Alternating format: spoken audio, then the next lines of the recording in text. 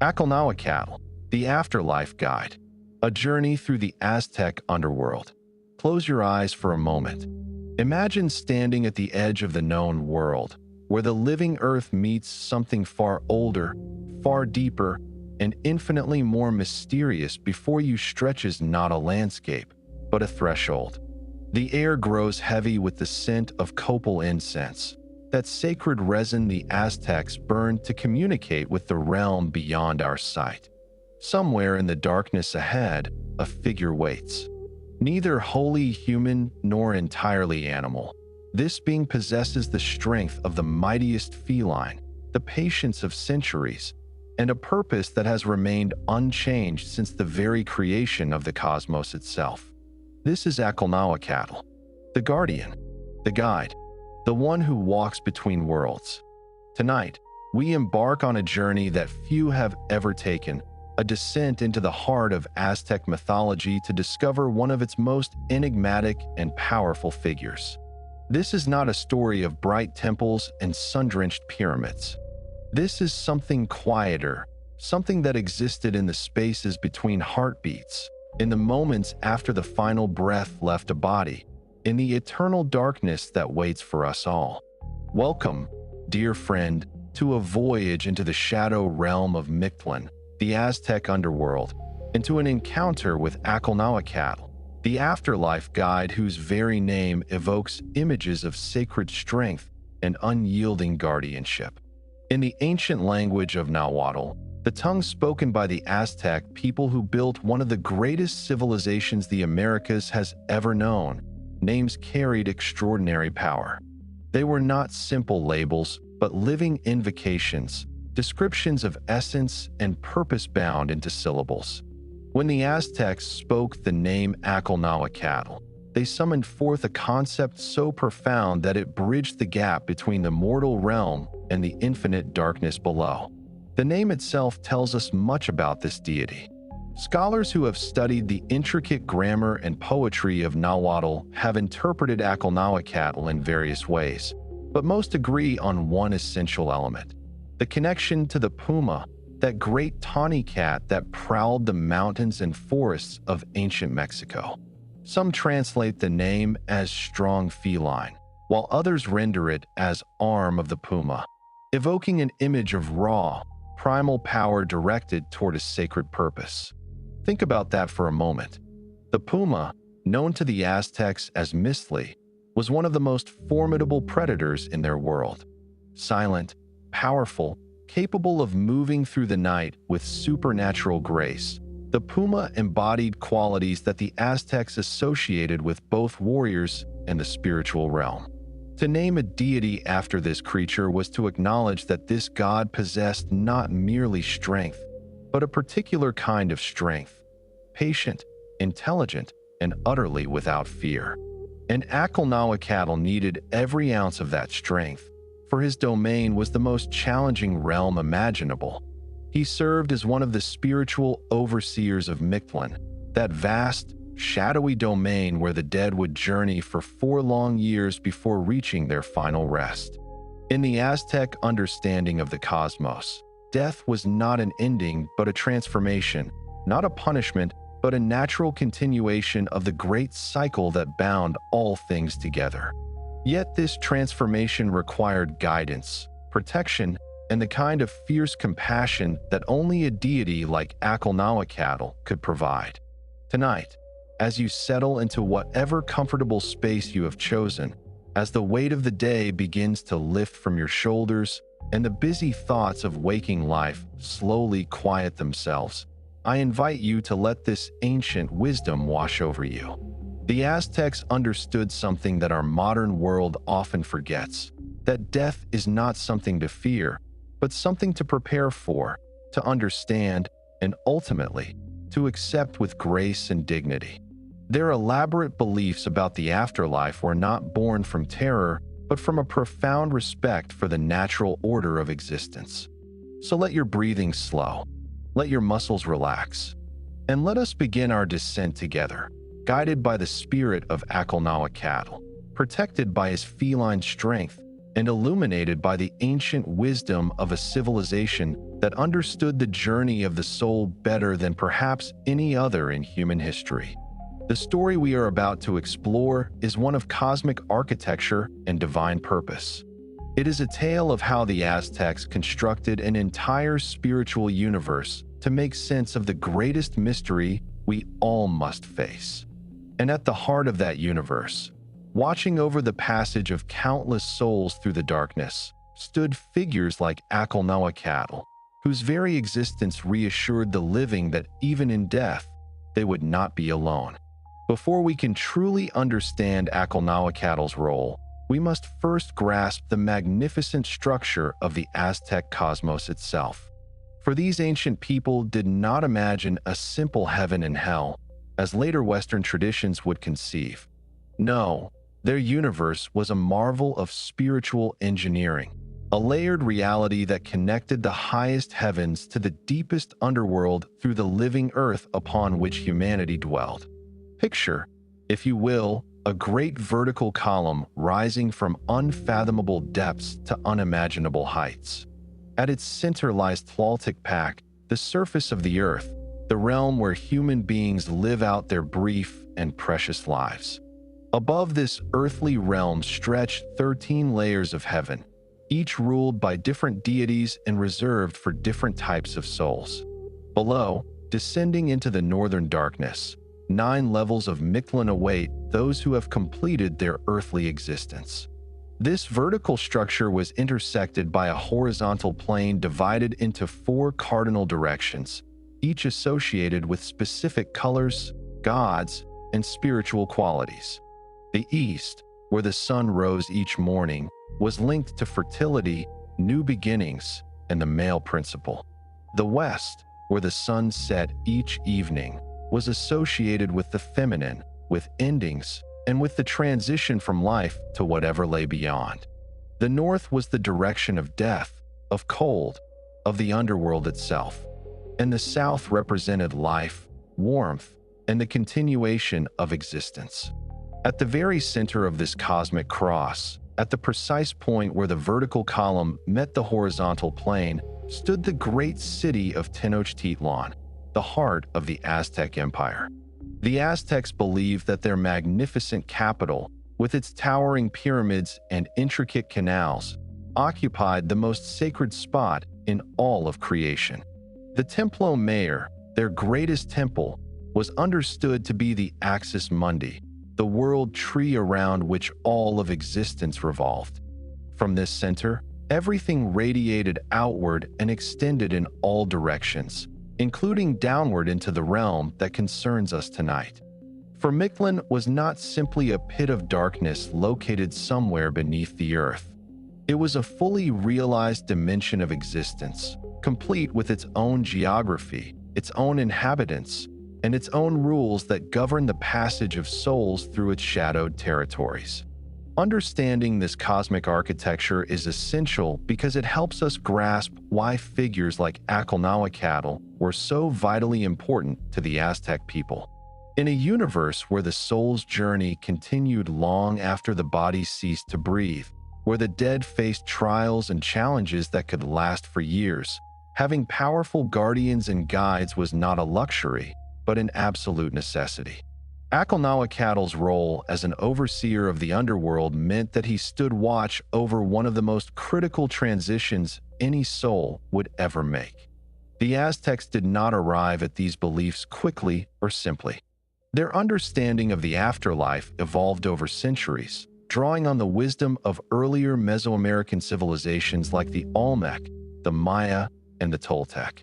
By the time the Aztec Empire reached its zenith in the 15th and early 16th centuries, their cosmology had become an extraordinarily sophisticated system that addressed questions about life, death, and existence that philosophers and theologians still grapple with today. What happens when we die?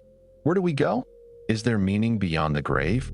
These eternal questions received detailed, thoughtful answers in Aztec mythology, answers that provided comfort to the living and guidance to the dying. The figure of Acolnahuacatl was part of that answer, a promise that even in the deepest darkness of the underworld, powerful beings watched over the souls of the departed. As we continue our journey tonight, we will descend through each of the 9 levels of Mictlan. We will meet the various deities and spirits who inhabited this shadow realm. We will learn about the trials that souls faced and the ways in which the living sought to help their departed loved ones navigate the challenges ahead. And through it all, we will keep returning to Acolnahuacatl, understanding more deeply with each revelation why this feline guardian holds such an important place in the Aztec pantheon. So breathe deeply now. Let the tensions of your body continue to dissolve, and prepare yourself to enter a realm that exists beyond the reach of ordinary sight, a realm where ancient wisdom still echoes through the darkness, waiting to be discovered by those with the patience to listen. The journey begins now. To truly appreciate the significance of Acolnahuacatl and his role in the Aztec afterlife, we must first immerse ourselves in the grand cosmological vision that shaped every aspect of Aztec existence. This was a universe of breathtaking complexity, where nothing existed in isolation and everything was connected through webs of meaning, symbolism, and spiritual power that stretched from the highest heavens to the deepest reaches of the underworld. The Aztec cosmos did not simply appear one day, fully formed and unchanging. Instead, it emerged through a series of creations and destructions, each leaving its mark on the universe we inhabit today. According to Aztec mythology, we currently live in the age of the 5th sun, a world that arose from the ashes of 4 previous attempts by the gods to create a stable, inhabitable cosmos. Each of these earlier creations ended in catastrophe. The first sun, presided over by the god Tezcatlipoca, was destroyed when jaguars devoured all its inhabitants. The second sun ended in great winds that swept everything away. The third sun perished in a rain of fire. The fourth sun was drowned in a devastating flood that turned its people into fish. Only the 5th sun, our current age, has endured, though the Aztecs believed that it too would eventually meet its end in a final cosmic earthquake. This cyclical view of creation shaped everything the Aztecs believed about life, death, and what lay beyond. They understood that existence was not permanent, that even the gods themselves could fall, and that the universe required constant maintenance through ritual, sacrifice, and proper reverence for the divine forces that held everything together. The underworld, Mictlan, was not separate from this cosmic drama but an integral part of it, a realm where the dead contributed to the ongoing work of sustaining creation itself. At the very top of the Aztec cosmic structure lay Omeocan, the place of duality, the highest of the 13 heavens. Here dwelt Ometeotl, the primordial deity who embodied both male and female principles, creation and destruction, light and darkness. Some scholars describe Ometeotl as the supreme being of Aztec religion, though the Aztecs themselves seem to view this deity as something more abstract than the more personified gods who inhabited the lower levels of existence. From Ometeotl emerged the 4 Tezcatlipocas, the creator gods who would shape the universe and everything within it. These 4 deities, each associated with a cardinal direction and a specific color, included the famous Quetzalcoatl, the feathered serpent associated with the east, wisdom, and the morning star. There was Tezcatlipoca himself, the smoking mirror, lord of the night sky and the north. Huitzilopochtli, the hummingbird of the south, god of war and the sun. And Xipe-Totec, the flayed one, associated with the east and agricultural renewal. These 4 brothers were not peaceful collaborators, but fierce rivals whose conflicts drove the cycles of creation and destruction. Their struggles explained why the universe had been made and remade multiple times, and their ongoing tensions ensured that nothing in existence was ever truly stable or permanent. This divine drama played out across all levels of the cosmos, from the highest heavens to the deepest underworld.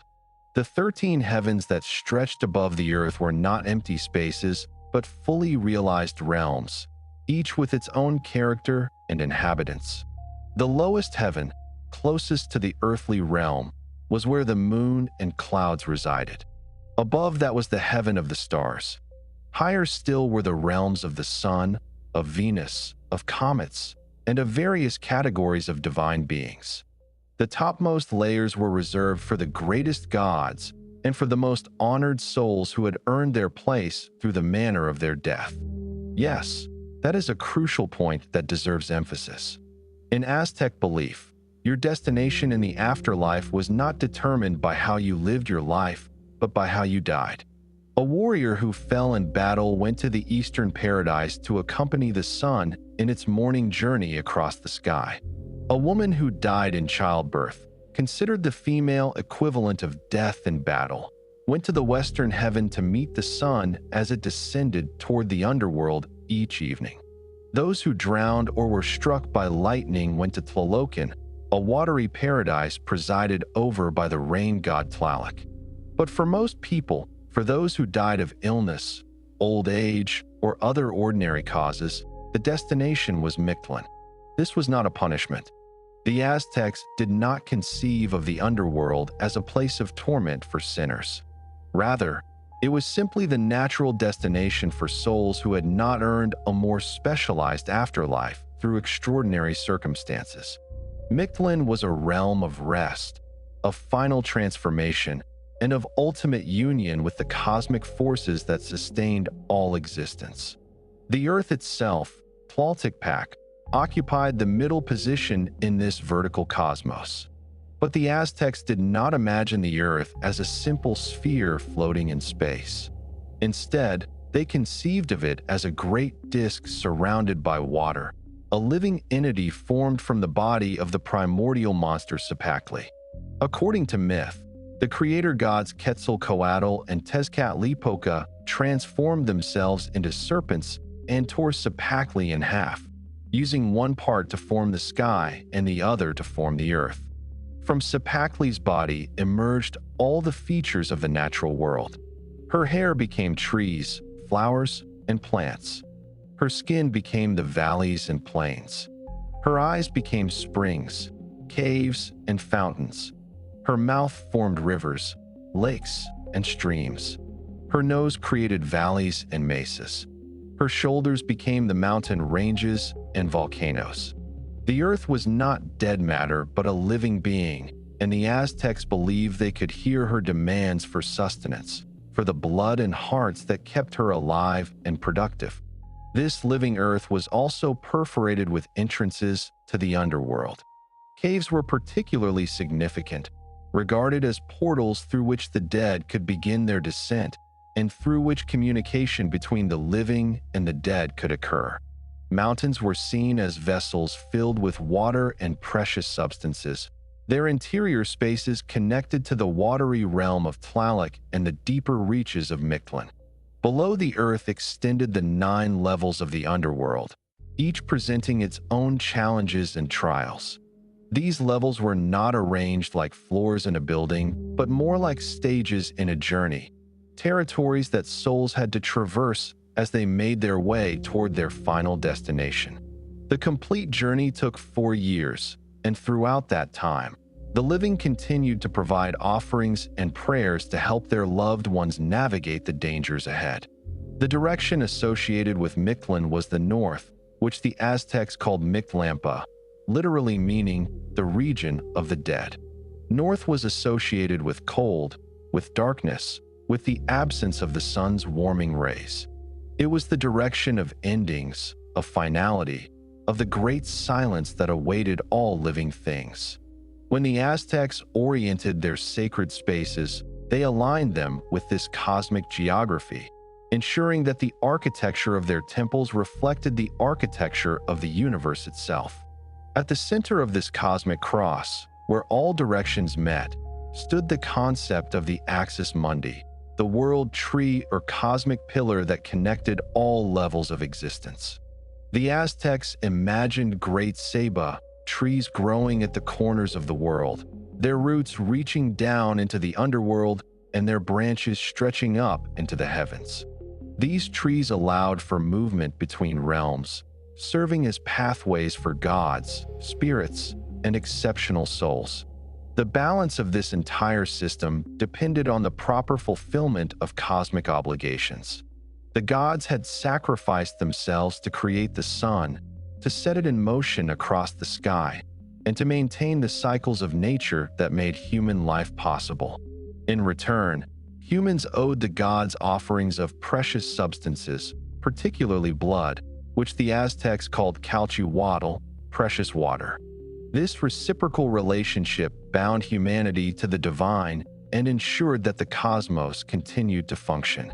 Understanding this reciprocity is essential for grasping the role of underworld deities like Acolnahuacatl. They were not simply guardians or wardens, but participants in the great cosmic exchange that kept the universe alive. The souls passing through Mictlan were not passive objects being processed through a bureaucratic system. They were active participants in the ongoing work of existence, their journey contributing to the balance and renewal that the cosmos required. The Aztec universe was also profoundly dualistic, built on the recognition that all things contained and required their opposites. Light needed darkness. Life needed death. Creation needed destruction. Male needed female. This dualism was not a battle between good and evil, as Western religions often conceived, but a recognition that reality itself depended on the interaction of complementary forces. The underworld was not evil but necessary, not a punishment, but a completion of the great cycle that made continued existence possible. As we prepare to descend into Mictlan itself, keep this cosmic context in mind. The underworld was not a separate, isolated realm, but an integral component of a vast, interconnected universe. The deities who presided there, including Acolnahuacatl, were not marginal figures, but essential participants in the maintenance of reality itself. Their work ensured that death led to transformation, that endings opened onto new beginnings, and that the cosmic balance upon which all existence depended remained intact. Now let us pass through the threshold and enter the shadowed realm itself. The journey grows darker here, but fear not. We travel in good company, guided by the spirits of those who have walked this path before, and watched over by guardians whose purpose is to see us safely through. Breathe slowly now. Let your mind grow quiet, and prepare to enter Mictlan. Imagine, if you can, a place beyond all light. Not merely dark, as a room is dark when the lamp is extinguished, but devoid of light in a more fundamental sense. A realm where illumination itself becomes a memory, a concept from some other mode of existence. This is Mictlan, the Aztec underworld, a territory so profound in its otherness that the living could barely conceive of its nature. The very name Mictlan derives from the Nahuatl word for death, Miki, combined with the locative suffix tlan, meaning place of. So Mictlan is, quite simply, the place of the dead. But this linguistic simplicity masks an extraordinary complexity, for Mictlan was not a single location, but an entire realm with its own geography, inhabitants, and spiritual significance. Unlike the underworlds of some other mythological traditions, Mictlan was not conceived primarily as a place of punishment. The Aztecs did not believe that moral transgressions during life determined one's fate in the afterlife. A good person and a wicked person who both died of ordinary causes would both journey to Mictlan, would face the same trials, and would ultimately reach the same destination. This was not cosmic injustice, but rather a recognition that death was a natural transition, not a verdict. The lords of this shadow realm were Mictlantecuhtli and his consort Mictlantecuhtli, the lord and lady of the dead. Together they ruled from the deepest level of Mictlan, presiding over a court of skeletal advisors and spectral servants. Their domain was the endpoint of the soul's 4-year journey, the final destination where transformation was completed and the essence of the deceased found its ultimate rest. But Mictlantecuhtli and Mictlantecuhtli were not the only inhabitants of this realm. Numerous other deities dwelt within Mictlan's boundaries, each with specific roles in receiving and guiding the dead. The sources that have come down to us mention several such figures by name. Siwakotl, the serpent woman who commanded spirits called Siwatateo, Chalmacasawalt and Chalmacatl, lesser-known deities of the dead, Acolnahuacatl, another name sometimes used for Acolnahuacatl, and Acolnahuacatl himself, the guardian we are exploring tonight. The presence of multiple death deities should not surprise us.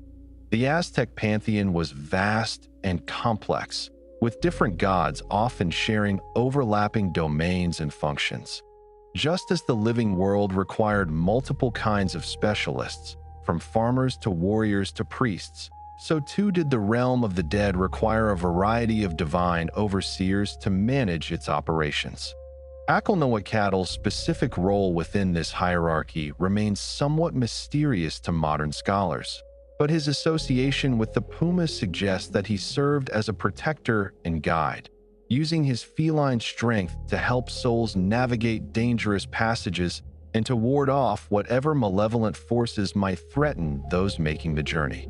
The atmosphere of Mictlan, as the Aztecs imagined it, was one of profound stillness and cold. This was the northern realm, after all, associated with the absence of the sun's warmth. Colonial-era sources describe it as a place where the sun never shone, where eternal twilight held sway, and where the spirits of the dead moved through landscapes utterly unlike anything found in the world above. Yet Mictlan was not uniformly bleak. The Aztecs believed that the dead retained some capacity for experience, that they could receive and appreciate the offerings left by their living relatives. The food, drink, and precious objects placed in graves were not merely symbolic gestures, but actual provisions that the deceased would use during their long journey. The burning of copal incense sent messages to the underworld, its sweet smoke carrying the prayers and memories of the living to the ears of the dead. The relationship between the living and the dead in Aztec thought was thus one of ongoing connection rather than final separation. Death created a boundary, certainly, but that boundary was permeable in certain ways. The dead could return to visit the living at specific times, particularly during the festivals dedicated to their memory. The living could continue to help the dead through offerings and prayers. And intermediary figures like Acolnahuacatl served as bridges between these realms, ensuring that communication and assistance could flow in both directions. Modern anthropologists have documented that similar beliefs persisted among Nahua peoples long after the Spanish conquest. Even in the 20th century, indigenous healers in certain regions of Mexico claimed to have traveled to the underworld through dreams, receiving training from spiritual beings and returning with knowledge they could use to help the living. These practices suggest a continuity of belief that stretches back centuries, connecting contemporary indigenous spirituality with the ancient cosmology of the Aztecs. The population of Mictlan was enormous by Aztec standards, for it received the vast majority of all human souls. Only those who died in battle, in sacrifice, in childbirth, or through causes associated with specific gods went elsewhere. Everyone else, from peasant farmers to noble lords, from infants who died too young to those who reached advanced old age, all made their way north to the place of the dead. This demographic reality had important implications for Aztec society. Death was not a great equalizer that erased social distinctions, but neither did it strictly preserve them. The noble who died of disease faced the same 4-year journey as the commoner who succumbed to the same illness. The trials of Mictlan did not discriminate based on wealth, status, or earthly power. In this sense, the underworld offered a kind of cosmic leveling that contrasted with the rigid hierarchies of Aztec society. The entrance to Mictlan was not a single fixed location, but rather a general concept. The earth itself. When a body was buried or cremated, The soul began its descent into the underworld through the substance of the living earth. Caves, as we mentioned earlier, were particularly associated with this transition, their dark mouths suggesting openings into the realm below. Mountains, too, were seen as hollow vessels connected to the underworld through subterranean passages.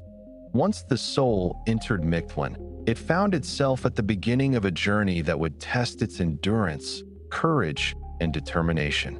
The 9 levels of the underworld were not simply barriers to be passed, but territories to be traversed, each with its own challenges and dangers.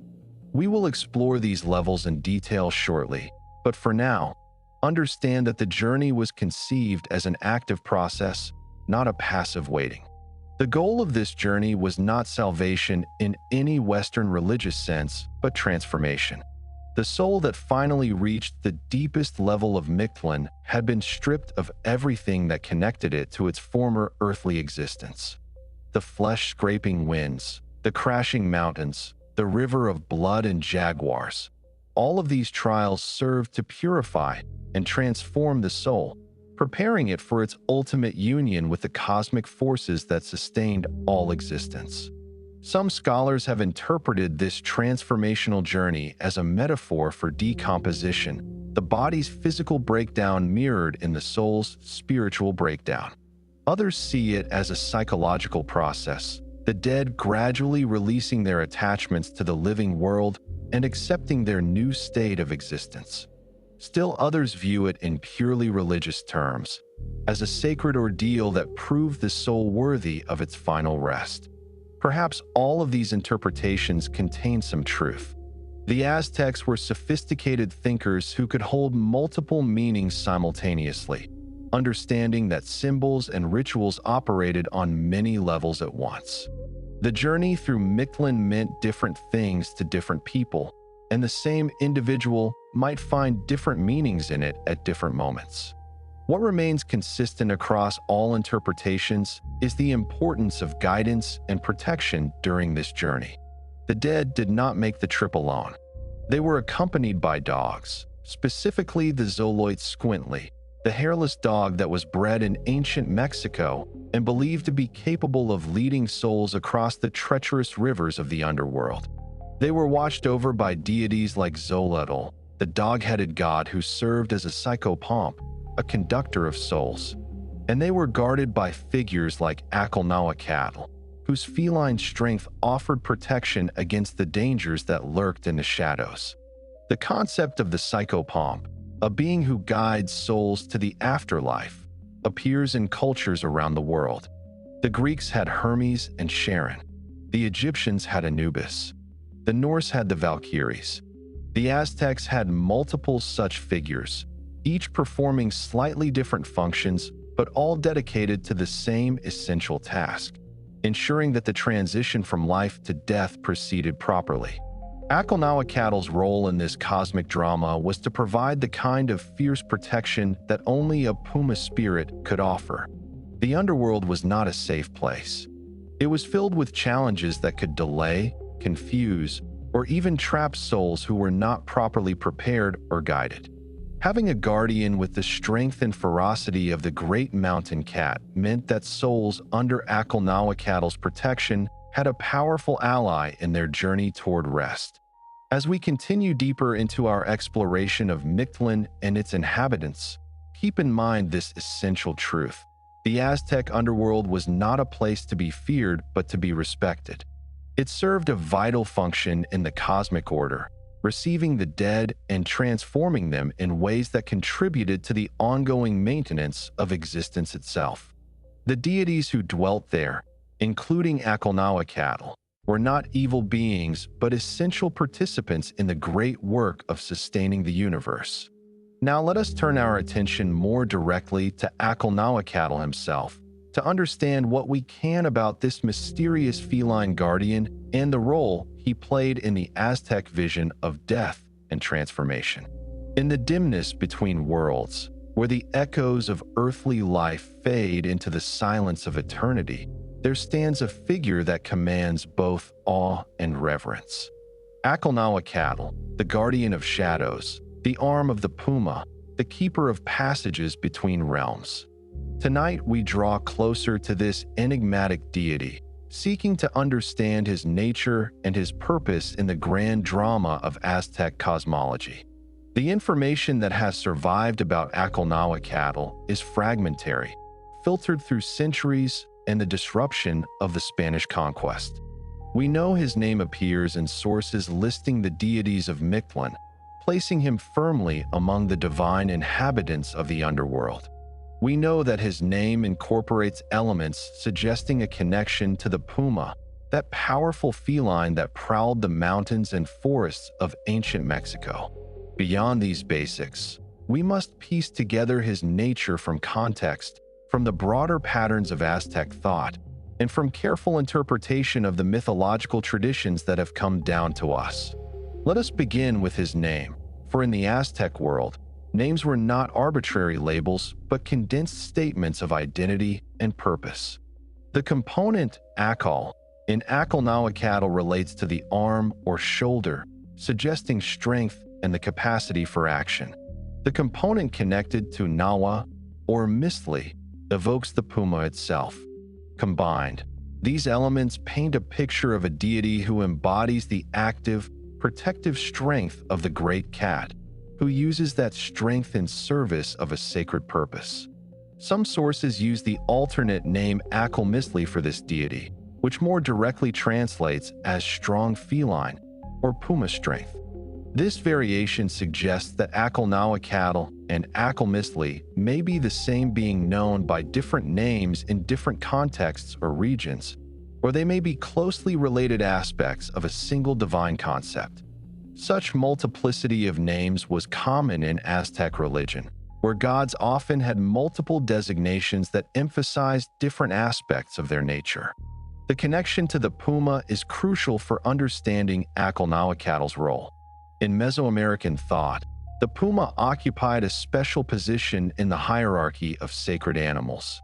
While the jaguar received perhaps the most attention in art and mythology, the puma was its close companion, a slightly smaller but equally formidable predator that moved through the same wild territories.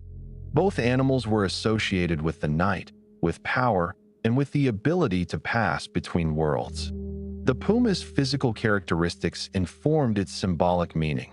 This was a creature of patience, capable of waiting motionless for hours before striking with devastating speed and precision.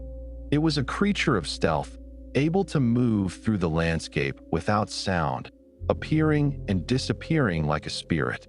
It was a creature of adaptability, equally at home in the high mountains, the dense forests, or the open deserts. All of these qualities translated into spiritual significance. For souls making their way through the dangers of Mictlan, having a guardian with puma-like qualities would have been immensely reassuring. The journey was long and treacherous, filled with obstacles that could trap or destroy those who were unprepared. A protector who could move silently through the darkness, who could see where others could not, who possessed the patience to guide souls through lengthy trials and the strength to defend them when necessary. Such a protector was exactly what the dead required. Acolnahuacatl's association with the underworld places him in a specific category of Aztec deities. He was not one of the great cosmic figures like Quetzalcoatl or Tezcatlipoca, whose activities shaped the creation and ongoing maintenance of the universe itself. Nor was he one of the specialized gods of natural phenomena like Tlaloc, the rain god, or Tonatiuh, the sun god. Instead, he belonged to the chthonic realm, the world beneath, where different rules applied and different kinds of power held sway. The chthonic deities of Aztec religion performed essential functions that complemented those of their celestial counterparts. While the gods of the upper realms maintained the cycles of nature, provided rain and sunlight, and ensured the continuation of agricultural abundance, the gods of the underworld managed the transition of souls, the transformation of the dead, and the return of vital energies to the cosmic system. These were different but equally necessary roles in the maintenance of universal order. Scholars who have studied Aztec religion suggest that Acolnahuacatl may have been particularly associated with certain aspects of the soul's journey through Mictlan. Perhaps he guarded specific passages or thresholds within the underworld.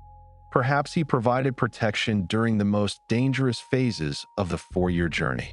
Perhaps he served as an intermediary between souls and the ruling couple of the underworld, presenting the dead to Mictlantecuhtli and Mictlantecuhtli when they finally reached the lowest level. The fragmentary nature of our sources makes it difficult to be certain about these details.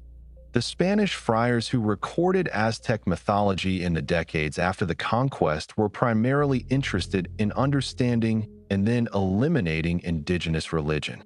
They focused their attention on the major gods and the most obvious ritual practices, often overlooking or misunderstanding the subtle distinctions between different categories of divine beings. As a result, figures like Acolnahuacatl received less attention in colonial sources than they probably deserved. What we can say with confidence is that Acolnahuacatl represented something important to the Aztec people, the belief that even in death, they would be protected and guided by powerful spiritual beings. The underworld was not a place of abandonment, but a realm with its own divine population, beings who cared about the souls passing through their domain and who worked to ensure that the journey proceeded as it should. This belief had practical implications for Aztec funeral practices. When preparing a body for burial or cremation, families included offerings not only for Mictlantecuhtli and Mictlantecuhtli, but for the various lesser deities who inhabited the underworld. These offerings might include miniature representations of weapons or tools, suggesting that the dead needed protection and assistance. They might include images of animals, connecting the deceased to the spiritual powers those animals represented. The inclusion of dog remains or dog effigies explicitly acknowledged the soul's need for guidance across the rivers of the underworld. Acolnahuacatl's place in this system suggests that he represented a specific kind of protection, one based on feline rather than canine qualities. While the dog guides and leads, the puma guards and defends. These are complementary functions, both necessary for a safe passage through dangerous territory. The dead needed companions who knew the way, but they also needed protectors who could ward off the threats that lurked in the shadows. The image of Acolnahuacatl as a black puma deserves particular attention. While our sources do not provide detailed descriptions of his appearance, the feline symbolism embedded in his name suggests certain visual associations. The puma in its most mysterious form, dark-furred and nearly invisible in the shadowed realm of the underworld, moving with silent grace through territories that ordinary beings could not navigate. Such an image would have been both terrifying and comforting, depending on whether one encountered this being as a threat or as a protector. For those under Acolnahuacatl's protection, his presence meant safety. For any malevolent forces that might threaten souls in transit, his presence meant swift and decisive opposition. This dual nature, protective toward the worthy and fierce toward threats, is characteristic of guardian deities across many cultures. The same power that makes such beings effective defenders makes them dangerous to those who would cause harm. The concept of the divine guardian resonated deeply with Aztec sensibilities. This was a warrior culture that understood and valued protection, that organized its society around the defense of communities and the projection of power against enemies. The gods of such a culture naturally reflected these values, embodying protective strength in forms that the people could understand and relate to. Acolnahuacatl, with his puma associations, represented the kind of fierce, intelligent, patient guardian that the Aztecs most admired. As we continue our journey tonight, let Acolnahuacatl's spirit accompany us. Imagine his presence just at the edge of perception, watching over our exploration of these ancient mysteries. His patience is infinite, his vigilance unwavering. In the vast darkness of Mictlan, Such a guardian makes all the difference between a perilous journey and a sacred passage toward transformation and rest. Now let us explore further the symbolism of the great cats in Aztec thought, understanding how the puma and its more famous cousin the jaguar fit into the broader patterns of Mesoamerican mythology and spirituality. In the moonlit forests and mist-shrouded mountains of ancient Mexico, two great cats reigned supreme in both the physical and spiritual realms. The jaguar, with its spotted coat and powerful build, and the puma, tawny and silent and equally deadly. Together, these felines embodied aspects of existence that the Aztecs found both terrifying and sacred, powers that connected the world of the living to the darker realms below. To understand Acolnahuacatl and his puma associations, we must first appreciate the broader role that feline symbolism played in Mesoamerican cultures. From the Olmec, often considered the mother civilization of Mesoamerica, through the Maya, the Toltec, and finally the Aztec, the great cats occupied a position of profound spiritual significance. They were not merely animals to be hunted or feared, but divine beings whose qualities could be invoked, emulated, and channeled by humans who knew the proper rituals. The jaguar, known to the Aztecs as Ocelotl, was perhaps the more prominent of the two cats in religious imagery and mythology. Its spotted coat, reminiscent of the night sky filled with stars, connected it to the heavens even as its hunting prowess linked it to the earth. The jaguar was associated with Tezcatlipoca, one of the four creator gods, who could transform into this great cat at will.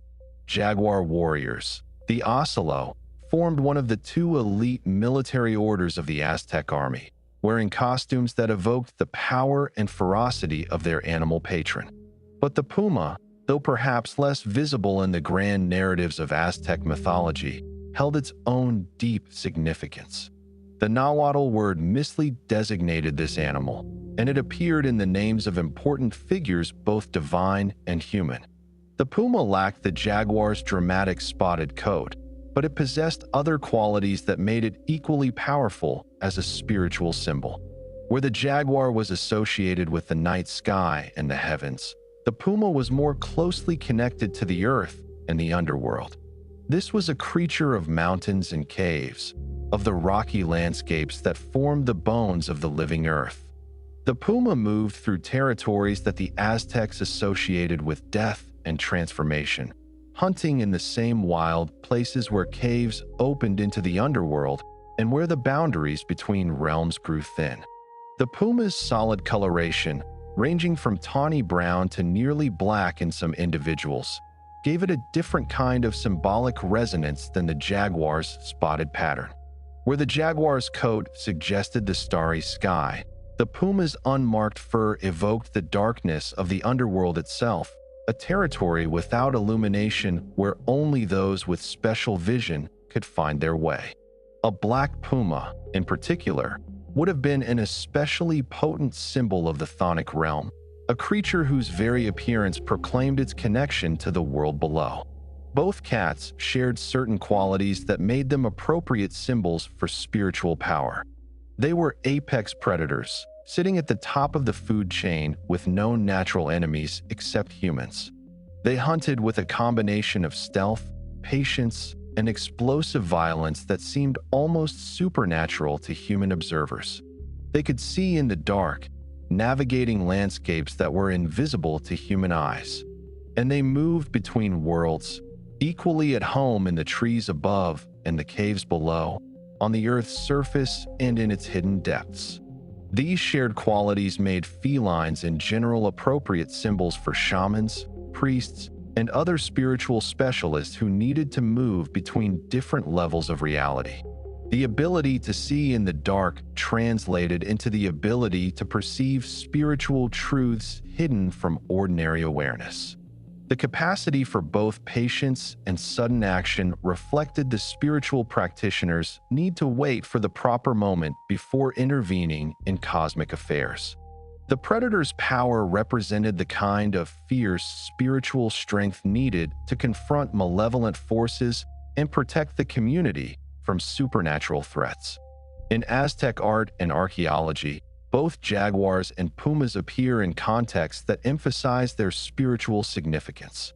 At the Templo Mayor in Tenochtitlan, the great temple that stood at the heart of the Aztec capital, excavations have uncovered the remains of both jaguars and pumas that were sacrificed and buried as offerings. These were not ordinary animals, but sacred beings whose deaths contributed to the cosmic work of maintaining universal order. The treatment of these feline remains provides important clues about their symbolic significance. Some were found with greenstone beads placed in their jaws, objects that in many contexts symbolize the human heart. This detail evokes a scene from the Codex Vaticanus a colonial-era manuscript that depicts one of the levels of the underworld as a place where wild beasts devour hearts. The accompanying text calls this place Teocalculoya, which translates as where beasts devour hearts or divine spheres. This connection between felines and the consumption of hearts links directly to the underworld and its transformative processes. The heart, in Aztec thought, was the seat of consciousness and personal identity. When the physical body died, the heart essence began its journey through Mictlan, facing trials that gradually stripped away its connections to earthly existence. The image of a great cat devouring the heart may have represented one stage in this transformative process, a necessary destruction that preceded the soul's final liberation. Sacrificial flint knives have also been found in the mouths of feline remains at the Templo Mayor, suggesting that these animals were associated with the ideas of sacrifice and death. This connection reinforces their role as beings of the underworld, creatures whose very nature connected them to the processes of death and transformation that formed the underworld's central purpose. For Acolnahuacatl specifically, these broader patterns of feline symbolism provide important context. His puma associations placed him firmly within this web of meaning, identifying him as a being of the underworld, connected to death and transformation, capable of navigating the darkness that ordinary beings could not penetrate. The arm of the puma was not merely strong but sacred, imbued with the spiritual power that these great cats represented in Aztec thought. The puma's connection to the underworld may have been strengthened by its association with caves and mountains. The Aztecs believed that caves were entrances to Mictlan, places where the boundary between the living world and the realm of the dead grew thin enough to be crossed. The puma, which often denayed in caves and hunted in mountain territories, was thus a creature that literally inhabited the spaces between worlds. This liminal quality, the ability to exist at thresholds and boundaries, was spiritually significant. Beings who could move between realms served essential functions in the cosmic order, carrying messages, guiding souls, and maintaining the connections that allowed the universe to function properly.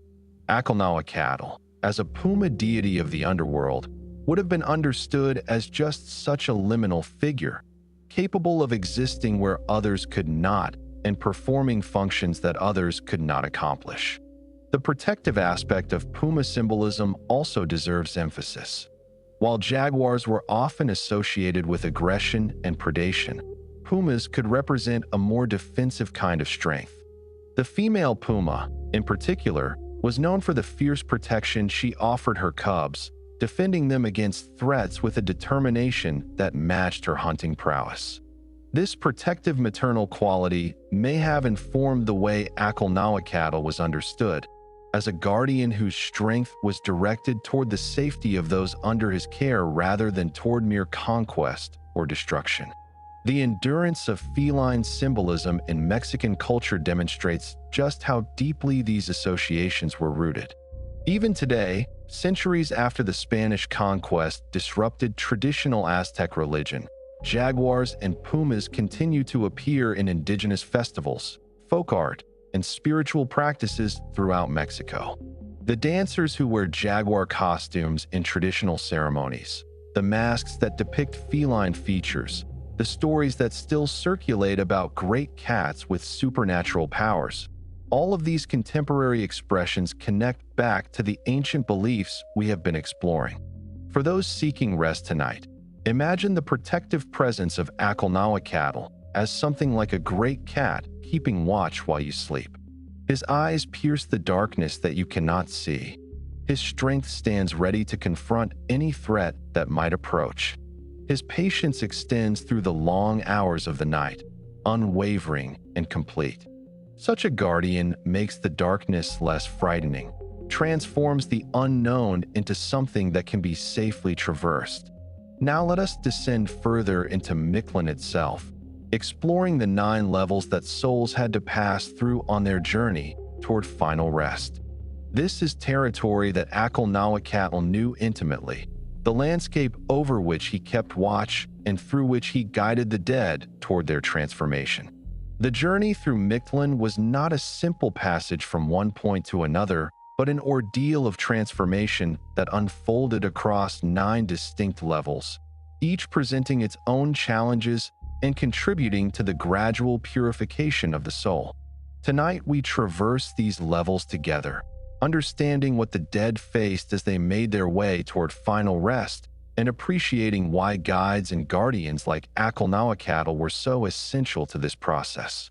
Before we begin the descent, it is important to understand the nature of this journey. It lasted 4 years by Aztec reckoning, a period during which the living continued to provide offerings and prayers for their departed loved ones. The dead did not travel alone, but were accompanied by spiritual guides, most notably the dogs that were often sacrificed and buried alongside human remains specifically to serve this guiding function. Deities like Xolotl and Acolnahuacatl watched over the journey, offering protection and assistance at critical moments. The first challenge that the newly dead faced was crossing the great river Acolnahuacatl. This was a deep, wide river that separated the world of the living from the realm of the dead, and it could not be crossed without assistance. Here the dog companion proved essential. The soul would mount upon the back of its canine guide, and together they would ford the dark waters to reach the far shore. But not just any dog would do. Aztec traditions specified that the dog should be of a reddish or yellow color, bright enough to be visible in the darkness of the underworld. Dogs that were too white, it was said, would refuse to help because they had just washed themselves and did not want to get dirty again. Dogs that were too black would refuse because they had already stained themselves and could carry no more souls. Only a dog of the proper color, one that had been raised by the family and sacrificed at the time of death, could guide the soul across this first obstacle. This crossing marked the soul's definitive departure from the living world. Once the river was crossed, there was no returning. The soul had entered Mictlan proper and had committed itself to the long journey ahead. The living could still help through offerings and prayers, but the dead were now in a different realm entirely, subject to different rules and facing challenges that no living person could directly assist with. The second level of Mictlan was known as Tepidal Monomysian, the place where the mountains meet. Here the soul had to pass between 2 great mountains that perpetually crashed into each other. Timing was everything at this stage.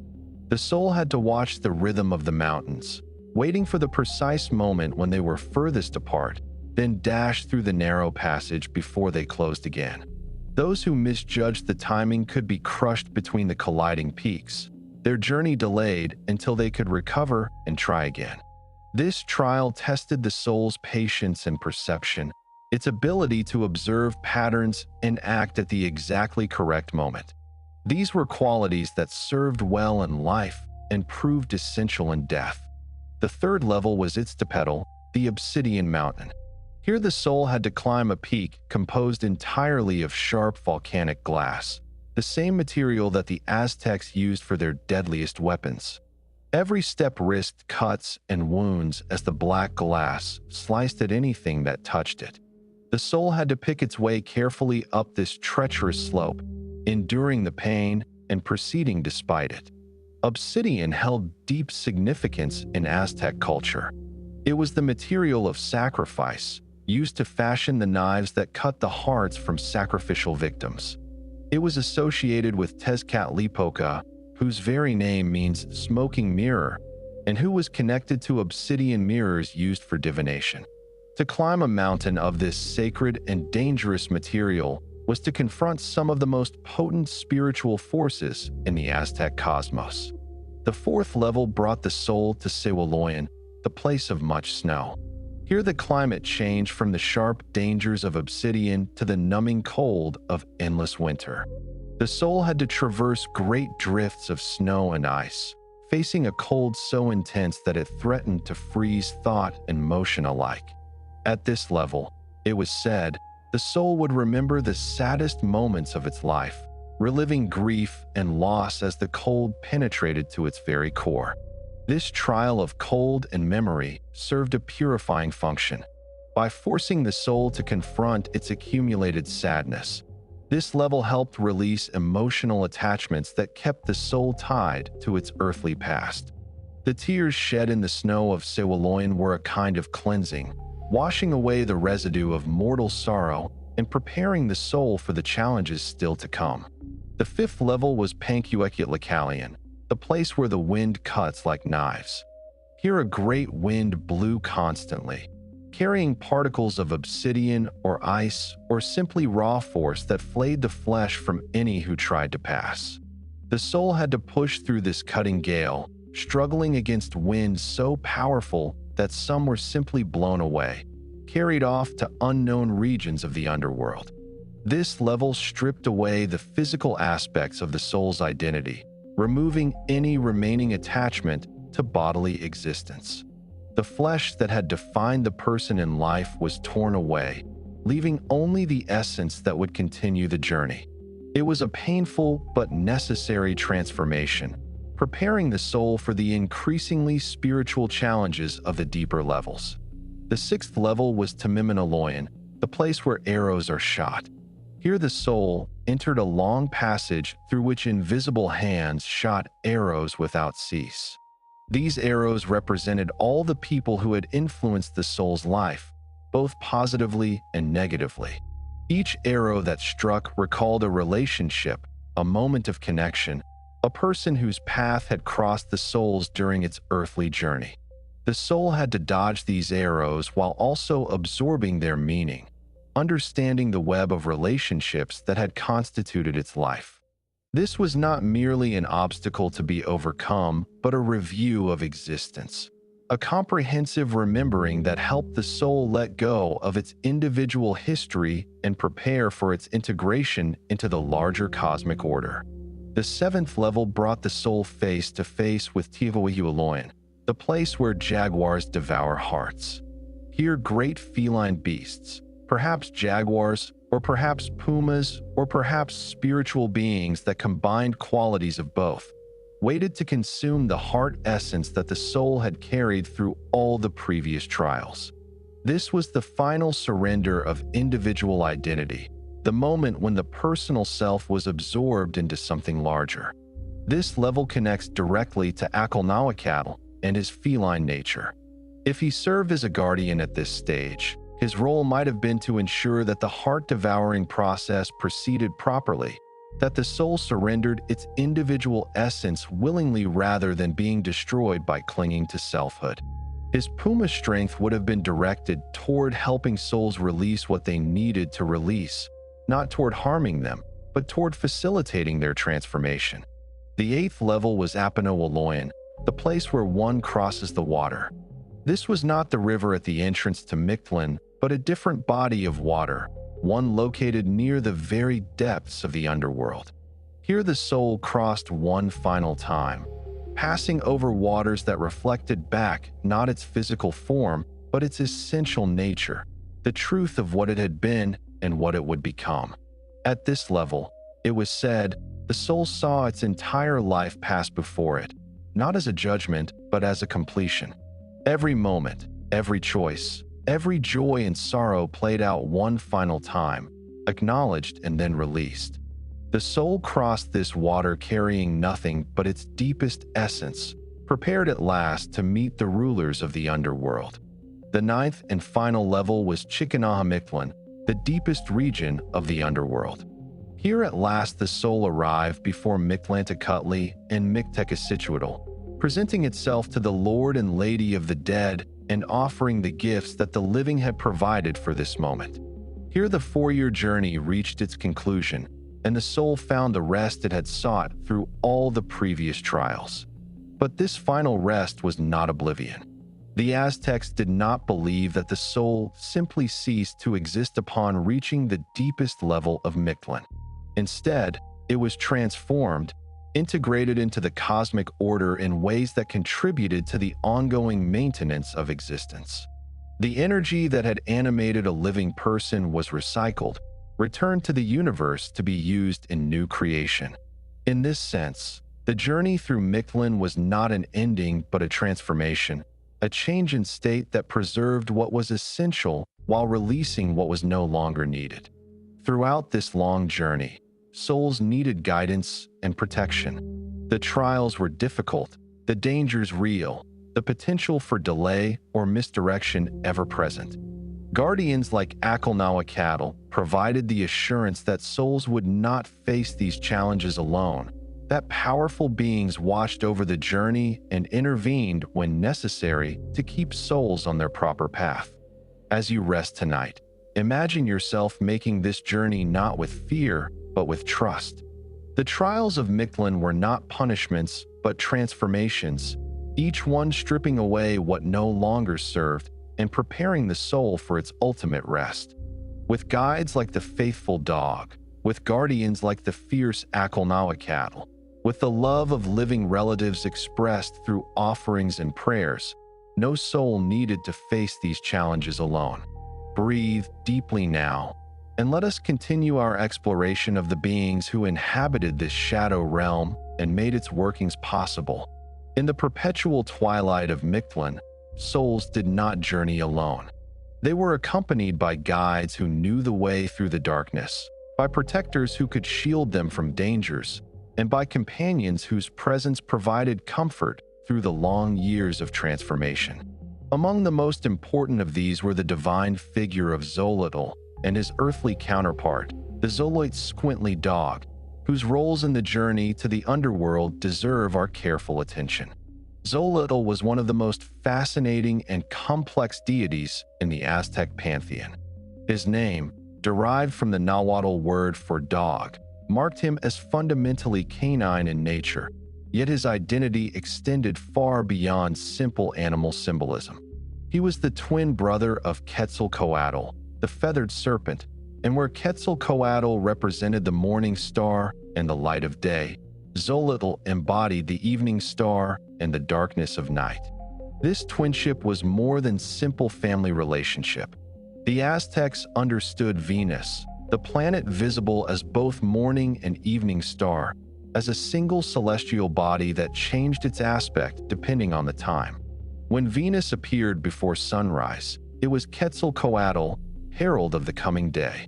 When it appeared after sunset, it was Xochitl, companion of the dying light. This astronomical observation was loaded with spiritual significance, connecting Xochitl to all things associated with endings, transitions, and the passage from one state to another. Xochitl's most important role was that of psychopomp, a guide of souls to the afterlife.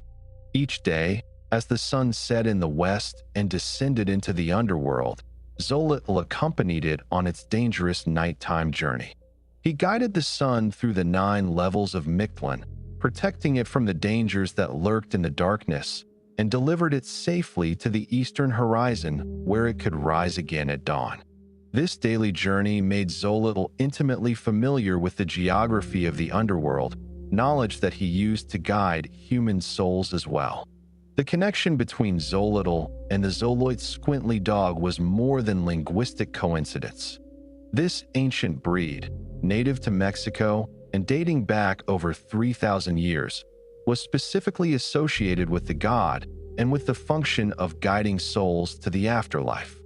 The Squintly's distinctive hairless appearance, its large upright ears, and its elongated face gave it an otherworldly look that seemed to confirm its spiritual significance. These dogs were not merely symbolic companions, but practical participants in Aztec funeral practices. When a person died, especially if they were expected to journey to Mictlan, a dog might be sacrificed and buried or cremated alongside them.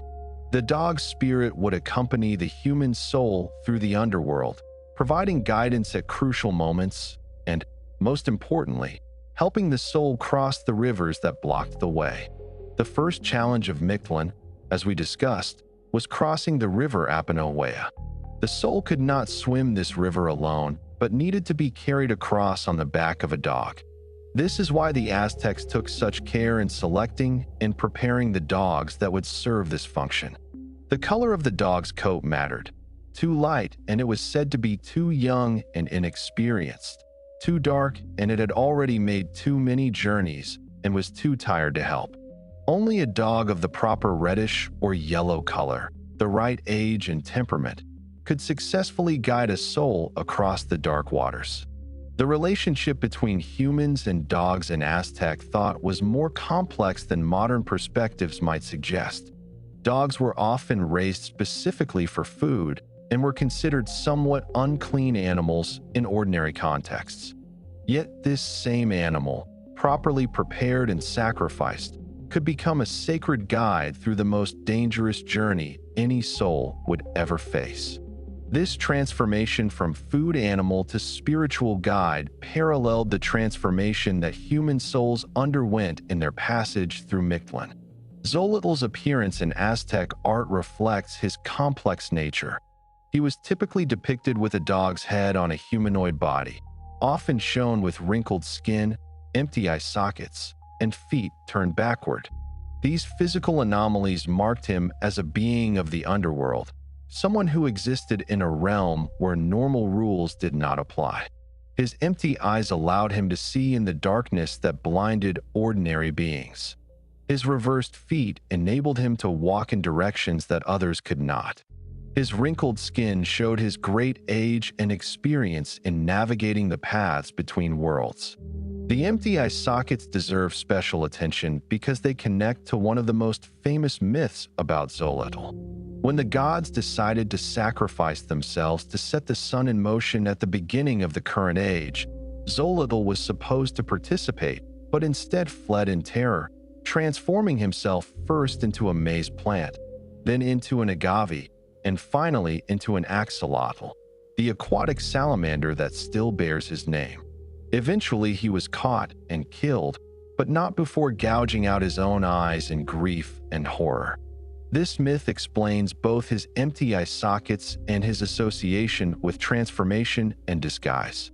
The axolotl, that remarkable amphibian that can regenerate lost limbs and even parts of its brain, provides another window into Xolotl's nature. This creature, native to the lakes around Tenochtitlan, seemed almost magical in its ability to survive injuries that would kill other animals. Its connection to Xolotl reinforced the god's association with death and regeneration, with the capacity to pass through destruction and emerge transformed on the other side. For souls journeying through Mictlan, Xolotl and the Xoloit squintly dogs represented hope and assistance in an otherwise overwhelming situation. The underworld was dark, confusing, filled with trials that could easily trap or delay those who were unprepared. Having guides who knew the way, who had traveled these paths countless times before, who could lead the soul safely past dangers it could not even perceive, this made the difference between a journey that eventually reached its destination and one that wandered endlessly in the shadows. The relationship between Xolotl and Acolnahuacatl in the Aztec conception of the underworld remains somewhat unclear from surviving sources. Both were associated with Mictlan and both performed guiding or protective functions for souls. Perhaps they operated in different regions of the underworld or at different stages of the journey. Perhaps Xolotl provided guidance while Acolnahuacatl provided protection. Perhaps they were aspects of a single divine function expressed through different animal forms. the dog, and the puma representing complementary qualities needed for safe passage through the realm of the dead. What we can say with confidence is that the Aztecs populated their underworld with multiple helpful beings rather than leaving souls to face the journey entirely alone. This reflects a worldview in which community and mutual assistance remained important even after death, in which the living helped the dead through offerings and the divine helped the dead through guidance and protection. No soul had to face the darkness of Mictlan without support, without companions, without hope. The living Zoloit squintly dogs that still exist today carry forward this ancient spiritual legacy. These remarkable animals, recognized as a distinct breed by modern kennel clubs, retain the distinctive appearance that made their ancestors sacred to the Aztecs. When people keep Zoloit squintless as companions today, they participate, perhaps unknowingly, in a relationship between humans and dogs that stretches back thousands of years and encompasses beliefs about death, guidance, and the journey to the world beyond. As you continue to relax tonight, imagine a faithful companion by your side, ready to guide you through any darkness you might encounter. This is the comfort that the Aztecs sought in their funeral practices, the assurance that their loved ones would not face the underworld alone. Whether that companion takes the form of a loyal dog or a fierce puma guardian, the message is the same. You are not alone, and you never will be. Now let us turn our attention to the greatest powers in the underworld, the Lord and Lady of the Dead themselves, Acolnahuacatl and Mictlan. At the very bottom of Mictlan, in the deepest and darkest region of the underworld, a divine couple held court. Acolnahuacatl, the Lord of the Land of the Dead, and his consort Mictlan, the Lady of the Dead, together ruled over all the souls who had completed their 4-year journey through the 9 levels of the underworld. These were among the most powerful and important deities in the Aztec pantheon, yet they were also among the most mysterious, for their realm lay beyond the reach of the living and their nature could only be inferred from ritual, myth, and artistic representation. Acolnahuacatl, whose name literally means Lord of the Place of the Dead, was depicted in Aztec art as a skeletal figure, his bones exposed and often spattered with blood. His skull face, with its exposed teeth and staring eyes, became one of the most iconic images in Mesoamerican art, recognizable even to those who know nothing else about Aztec religion. Yet this fearsome appearance was not meant to convey malevolence, but rather to represent the fundamental reality over which this god presided, the reduction of all living things to their essential elements. The skeletal imagery of Acolnahuacatl carried deep symbolic meaning in Aztec thought. Unlike Western traditions where skeletons often represent horror or evil, the Aztecs associated skeletal imagery with fertility, health, and abundance. Bones were like seeds, the essential parts from which new life could grow. When flesh rotted away and only bones remained, this was not destruction but transformation, the preparation of vital materials for reuse in the cosmic cycle. Acolnahuacatl's skeletal form announced his role in this cycle, his function as the one who received the dead and oversaw their transformation. His typical regalia reinforced these associations. He wore a headdress decorated with owl feathers, connecting him to the owl's reputation as a harbinger of death and a creature of the night. His ear spools were made from human bones, demonstrating his dominion over mortal remains. Most strikingly, he often wore a necklace of human eyeballs, representing the vision of the dead or perhaps the countless souls over whom he held sway. His arms were frequently depicted raised in an aggressive gesture, showing that he was ready to receive and embrace the dead as they entered his presence. Mictlan, the Lady of the Dead, ruled alongside her husband as an equal partner in the governance of the underworld. Her name contains the same root as her husband's, marking her as belonging to the same realm and sharing the same fundamental nature. Like him, She was depicted in skeletal form, her fleshless body adorned with serpents and her jaw gaping open as if ready to swallow the stars themselves. This image of the open mouth deserves special attention. The Aztecs believed that Mictlan's role included swallowing the stars during the day, hiding them in her dark realm until they could re-emerge at night. This astronomical function connected her to the rhythms of the cosmos itself, making her more than simply a passive receiver of the dead. She was an active participant in the cycles that governed the universe, her daily ingestion and regurgitation of the stars paralleling her reception and transformation of human souls. Mictlan's mythology includes a tragic origin story that sets her apart from many other Aztec deities. According to some accounts, she was sacrificed as an infant, dying before she ever had the chance to live. This premature death destined her for the Underworld, where she matured magically into the goddess she would become. Her own experience of death, of being cut short before her time, may have given her a special sympathy for the souls who came to her realm, an understanding of what it meant to leave life behind. Together, Acolnahuacatl and Mictlan embodied the Aztec principle of duality, the belief that fundamental forces came in complementary pairs. Male and female, lord and lady, they represented the complete governance of the underworld, each bringing qualities that the other lacked. This divine couple was the underworld counterpart to Acolnahuacatl and Acolnahuacatl, the lord and lady of duality who dwelt in the highest heaven. As above, so below, the structure of the uppermost realm was mirrored in the structure of the lowest. The Aztec people maintained a complex relationship with these death deities. They feared them, certainly, for Acolnahuacatl and Mictlan held power over the fate of almost every soul.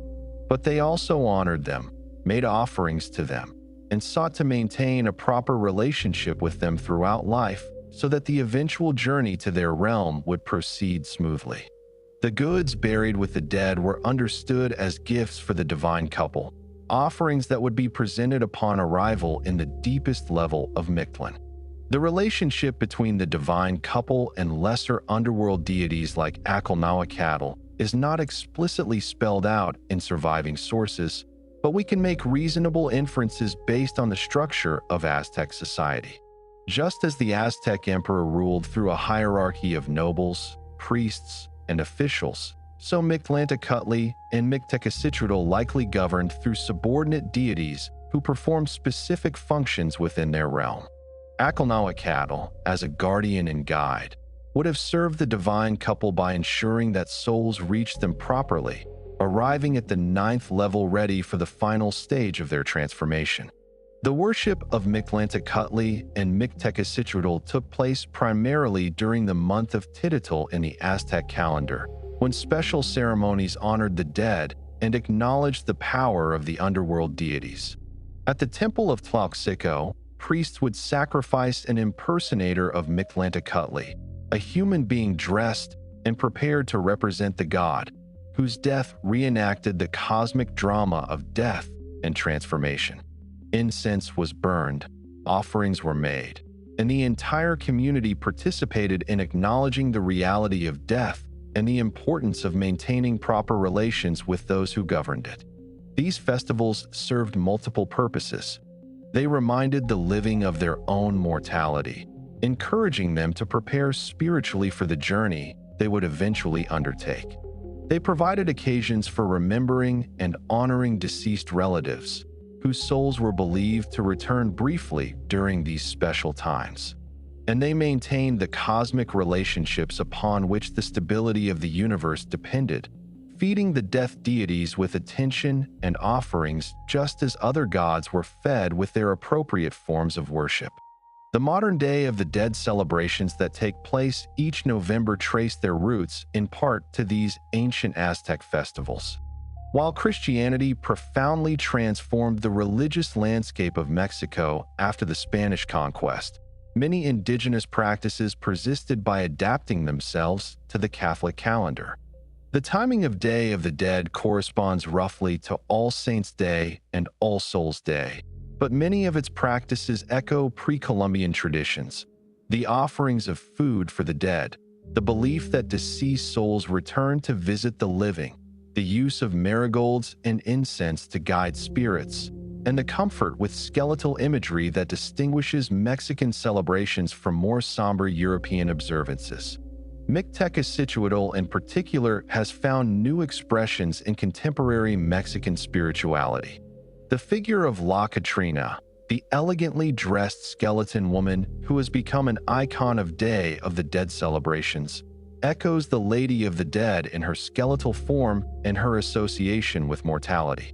More directly, the cult of Santa Muerte, which has grown dramatically in recent decades, incorporates elements that some scholars trace back to Mictlan, offering a death figure who protects and guides rather than one who threatens and punishes. For those resting tonight, the existence of these death deities offers a profound comfort. The Aztecs did not imagine death as an ending but as a transition, and they did not imagine the realm of the dead as a place of punishment but as a place of transformation. Acolnahuacatl and Mictlan received souls not to torment them, but to complete their journey, to oversee the final stages of a process that would return vital energies to the cosmos. Their skeletal forms represented not horror, but honest acknowledgement of the fate that awaits all living things, and their rule over the underworld ensured that death was ordered, meaningful, and ultimately part of the greater cycle of existence. Now let us explore one of the most famous myths involving Mictlan, the story of how Quetzalcoatl descended to the underworld to retrieve the bones that would become humanity. The origins of Day of the Dead lie in the great festivals that the Aztecs held during the 9th month of their calendar, a period that roughly corresponded to late July and early August in our modern reckoning. These festivals honored Mictlan, the Lady of the Dead, and the countless souls who dwelt in her realm. For the entire month, ceremonies were conducted, offerings were made, and the living remembered their connection to those who had passed beyond the veil. The original Aztec celebrations were far more extensive than the modern two-day observance. Month-long rituals involved the entire community, with different ceremonies addressing different categories of the dead. There were observances specifically for children who had died young, distinct from those honoring adults who had lived full lives. Warriors who had fallen in battle received their own recognition, as did women who had died in childbirth. Each category of the dead had its proper rites and appropriate offerings. The priests who oversaw these festivals were specialists in the rituals of death, trained in the proper procedures for communicating with the underworld and ensuring that the cosmic relationships remained in balance. They knew the prayers that would reach the ears of Acolnahuacatl and Mictlan. They understood which offerings pleased the death deities and which would be found wanting. Their expertise was essential for maintaining the delicate negotiations between the living and the dead. When Spanish conquistadors arrived in Mexico in the 16th century, they brought with them Catholicism and a determination to convert the indigenous peoples to the new faith. The Spanish priests recognized the power of Aztec death rituals and attempted to redirect them toward Catholic observances. They moved the timing of the festivals from their summer dates to early November, coinciding with the Christian holidays of All Saints' Day and All Souls' Day. This temporal shift was strategic. The Catholic Church had its own traditions of honoring the dead, and by aligning indigenous practices with existing Christian observances, the Spanish hoped to gradually replace Aztec content with Catholic meaning. Over time, they believed, the native peoples would forget the old gods and remember only the saints. But this cultural engineering did not proceed as the Spanish had planned. Indigenous communities proved remarkably resilient in preserving their traditional beliefs, even when those beliefs had to be expressed through Catholic forms. The timing shifted, yes, and Christian symbols were incorporated into the celebrations. But much of the underlying structure and meaning of the ancient practices persisted, hidden in plain sight within the new Christian framework. This fusion of indigenous and Catholic traditions created something new, a celebration that retained many elements of the ancient Aztec practices while incorporating Christian symbols and meanings. The result was Day of the Dead as we know it today, a holiday that is neither purely Aztec nor purely Catholic, but a unique synthesis that reflects the complex cultural history of Mexico. The elements that survived from Aztec practice are numerous and significant. The offerings of food and drink, intended to nourish the spirits of the returning dead, echo the grave goods that the Aztecs placed with their deceased to sustain them during the journey through Mictlan. The use of marigolds, called simpasicul in Nahuatl, connects to ancient practices where these bright orange flowers were believed to attract and guide the spirits with their intense color and powerful scent. The marigold's importance in Day of the Dead celebrations deserves particular attention. This flower, native to Mexico and Central America, blooms in profusion during the autumn months, its golden orange petals catching the sunlight and releasing a distinctive pungent aroma. The Aztecs believed that this scent could penetrate the boundary between worlds, reaching the nostrils of the dead and calling them back to the realm of the living. Today, marigolds are woven into garlands, scattered on altars, and laid in paths from grave sites to family homes, continuing to serve their ancient function of guiding spirits. The burning of copal incense, used by shamans and priests since long before the Spanish arrival, continues to send fragrant smoke toward the heavens, carrying messages between the realms. This tree resin, harvested from the copal tree native to Mexico, produces a thick, aromatic smoke when burned that was believed to please the gods and create a medium through which spiritual communication could occur. Modern Day of the Dead altars almost always include burning copal, its distinctive scent marking the space as sacred and inviting. The skulls and skeletons that have become iconic symbols of Day of the Dead draw directly from Aztec skeletal imagery. As we discussed earlier, the Aztecs did not associate skeletons with horror or evil, but with fertility, transformation, and the ongoing cycle of life and death. Mictlan and Mictlan were depicted in skeletal form not to frighten, but to represent the reality that underlies all flesh. Contemporary sugar skulls represent perhaps the most visible continuation of this tradition. These colorful confections, made from sugar paste and decorated with bright icing, sequins, and foil, bear the names of the deceased on their foreheads. They are displayed on altars, given as gifts between friends and family, and eaten as treats during the celebration. Their sweet taste and festive appearance transform the image of death into something approachable and even joyful. Chocolate skeletons and skeleton decorations carry forward this same tradition of engaging with death imagery in a spirit of acceptance rather than terror. Paper cutouts called papel picado, intricate perforated tissue paper designs, frequently feature skeleton imagery, their delicate forms dancing across walls and altars in a reminder that death need not be somber.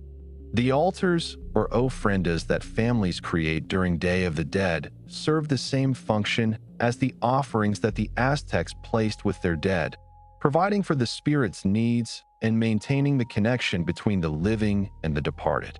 A typical ofrenda includes photographs of deceased family members, their favorite foods and drinks, candles to light their way, incense to purify the space, and personal objects that connect to their memories and identities.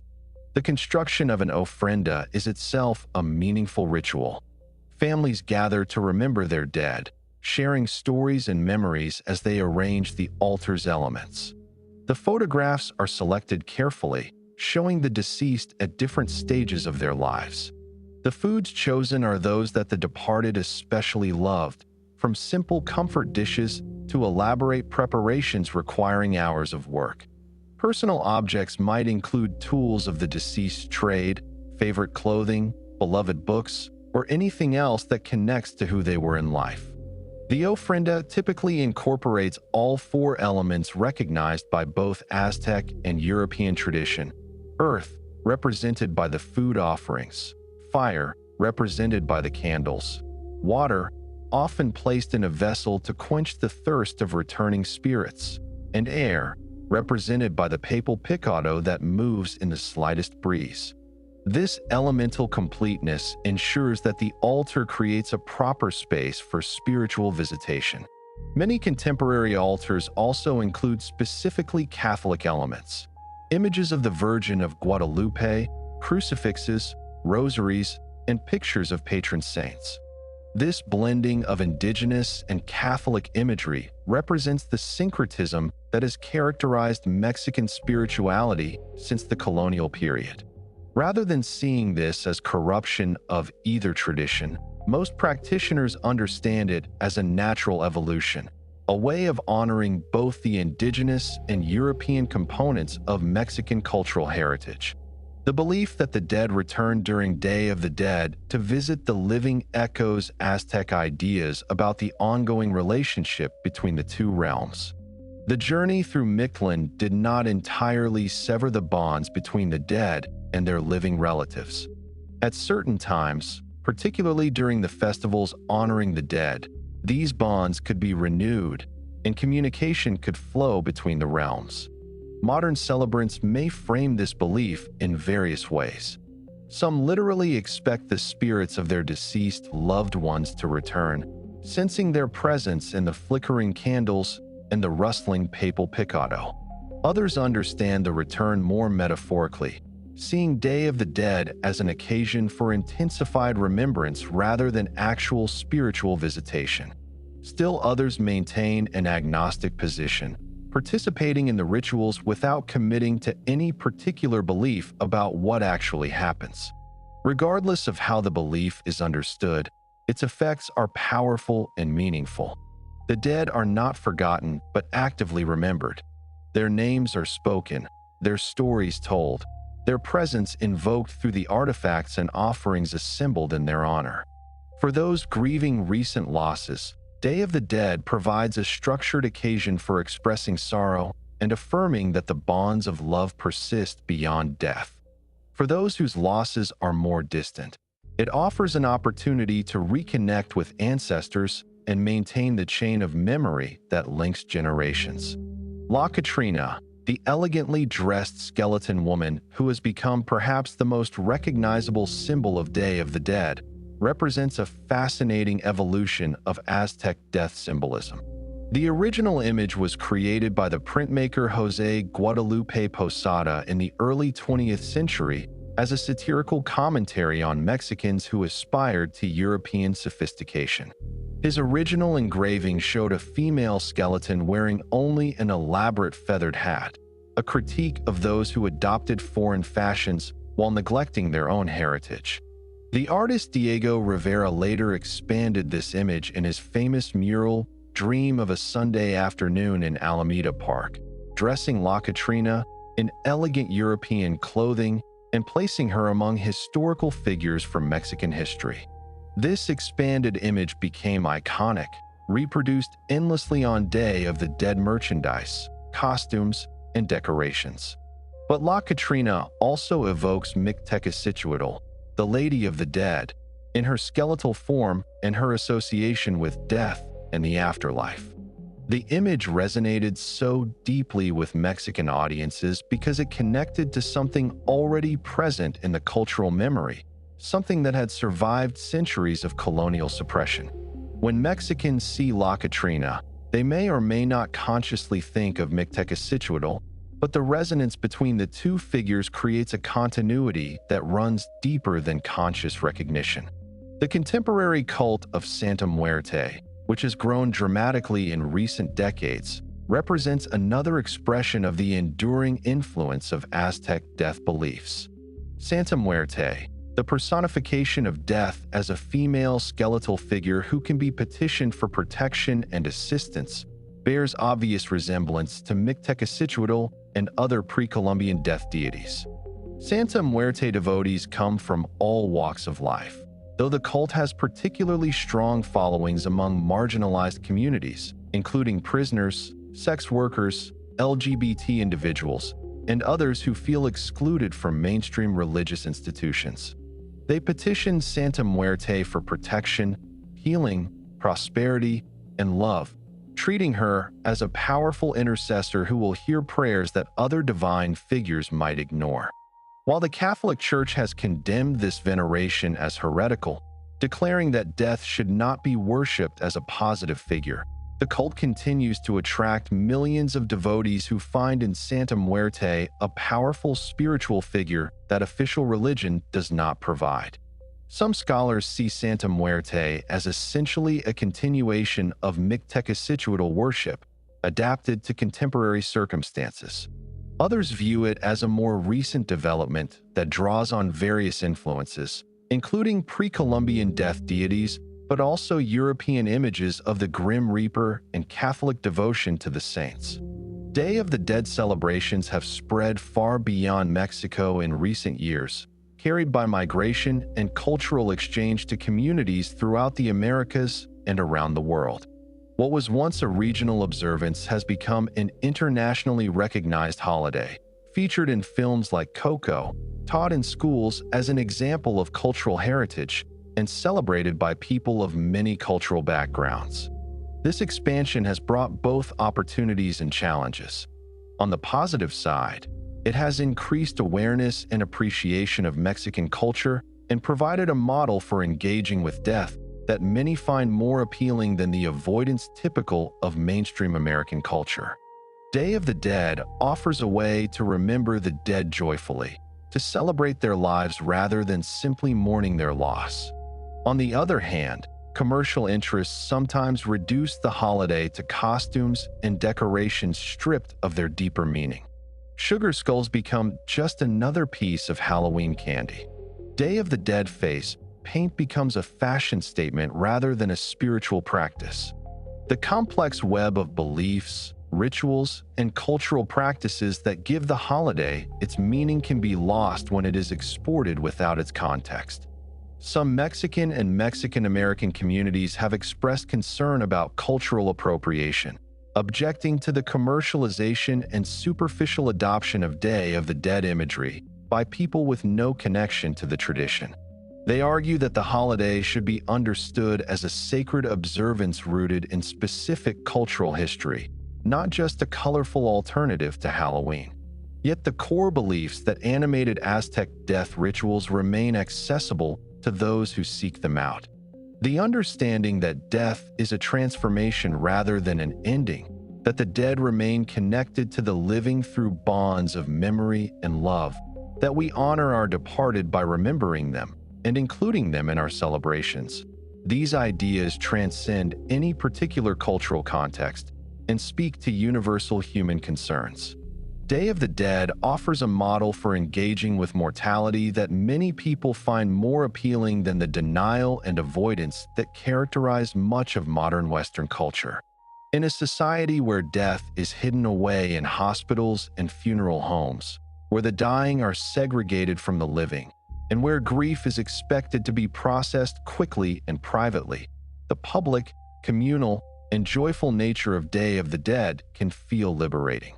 For those who come to Day of the Dead from outside Mexican tradition, participation offers an opportunity to reflect on one's own relationship with death and with deceased loved ones.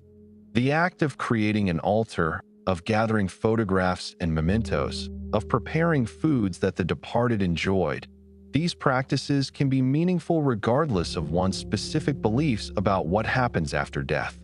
They provide a structured way to engage with loss, to express grief, and to affirm that the people we have loved continue to matter even after they are gone. The deities of Mictlan, including Acolnahuacatl, may not be explicitly invoked in most modern Day of the Dead celebrations. The Spanish conquest succeeded in suppressing the formal worship of the old gods, and contemporary Mexicans typically frame their practices in Catholic or secular terms. But the spiritual logic that those ancient deities represented The belief that death is governed by powerful forces that can be approached with reverence and reciprocity continues to shape how many Mexicans think about and respond to mortality. In this sense, Acolnahuacatl and his fellow underworld deities continue to watch over Mexican culture, their presence felt if not named, their influence persisting in practices that have evolved over centuries but retain connections to their ancient roots. When a family lights candles on an ofrenda, they participate in a tradition that stretches back to the priests who burned copal before images of Mictlan. When children eat sugar skulls, they unknowingly continue the ancient practice of engaging with death imagery in a spirit of acceptance. When the scent of marigolds fills a cemetery, it calls to spirits just as it did when Acolnahuacatl watched over the realm of the dead. As you rest tonight, consider how these ancient beliefs might inform your own relationship with death and with those who have passed before you. The Aztecs did not pretend that death was not real or not painful. They mourned intensely, with professional mourners amplifying the family's grief through dramatic displays of sorrow. But they also integrated death into the fabric of existence, seeing it not as an aberration to be denied, but as a natural transition to be prepared for, supported, and ultimately accepted. This acceptance did not mean resignation or despair.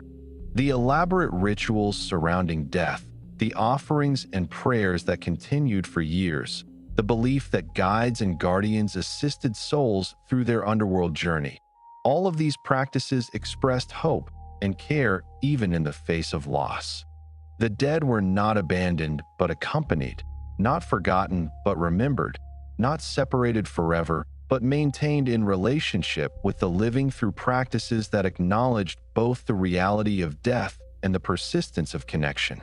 To fully appreciate the journey through Mictlan and the role of guides like Acolnahuacatl, we must understand how the Aztecs conceived of the soul itself. Their understanding was sophisticated and nuanced, recognizing multiple aspects of spiritual identity that functioned differently in life and faced different fates after death. The Aztecs identified three primary spiritual components within each person. The first was tonality, associated with heat, vitality, and individual destiny. Tonality was connected to the sun and entered the body through the crown of the head. It could be strengthened or weakened by various factors, and its loss could cause illness or even death. The name a person received at birth was closely connected to their tonality, which is why names were chosen so carefully based on the calendar date of birth. The second spiritual component was teolia, the soul of the heart, which contained the person's essential identity and consciousness. Teolia was what survived death and made the journey through Mictlan. It was the part of the person that guides like Acolnahuacatl protected and that ultimately reached the deepest level of the underworld. When the Aztecs placed jade beads in the mouths of the dead, they were providing substitute hearts for the teolia to use during its journey. The third component was ihayatal, associated with breath, passion, and desire. Ihayatal was connected to the liver and was responsible for strong emotions, both positive and negative.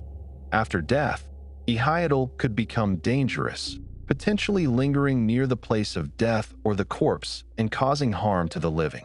Proper funeral rituals were necessary to ensure that this aspect of the person departed safely. This tripartite understanding of the soul explains much about Aztec funeral practices. The different aspects of the soul required different treatments and faced different fates. Tonality returned to the cosmos from which it came. Teolia made the journey to Mictlan. Ihayatal had to be properly released to prevent it from becoming a harmful ghost. The rituals that surrounded death addressed all of these needs. The journey through Mictlan was specifically the journey of Teolia, the heart soul that carried personal identity and consciousness. This was the aspect of the person that faced the trials of the 9 levels, that needed the dog's assistance to cross the rivers, and that eventually arrived before Mictlan and Mictlan. Acolnahuacatl's protection was directed toward this essential core of personhood. The gradual transformation that occurred during the journey through Mictlan can be understood as the Teolia's purification and preparation for its ultimate fate. Each trial stripped away connections to earthly existence, releasing attachments that would prevent the soul from completing its transition. By the time Teolia reached the deepest level, it had been reduced to its most essential form, ready to merge with the cosmic forces that sustained all existence. This understanding helps explain why the Aztecs did not conceive of the underworld as a place of punishment or reward. The Teolia that made the journey was not being judged for the person's earthly behavior. It was simply completing a natural process of transformation that all souls underwent. The manner of one's death determined destination, not the quality of one's life. A virtuous person who died of illness went to Mictlan, while a criminal who died in battle went to the Eastern Paradise with the sun.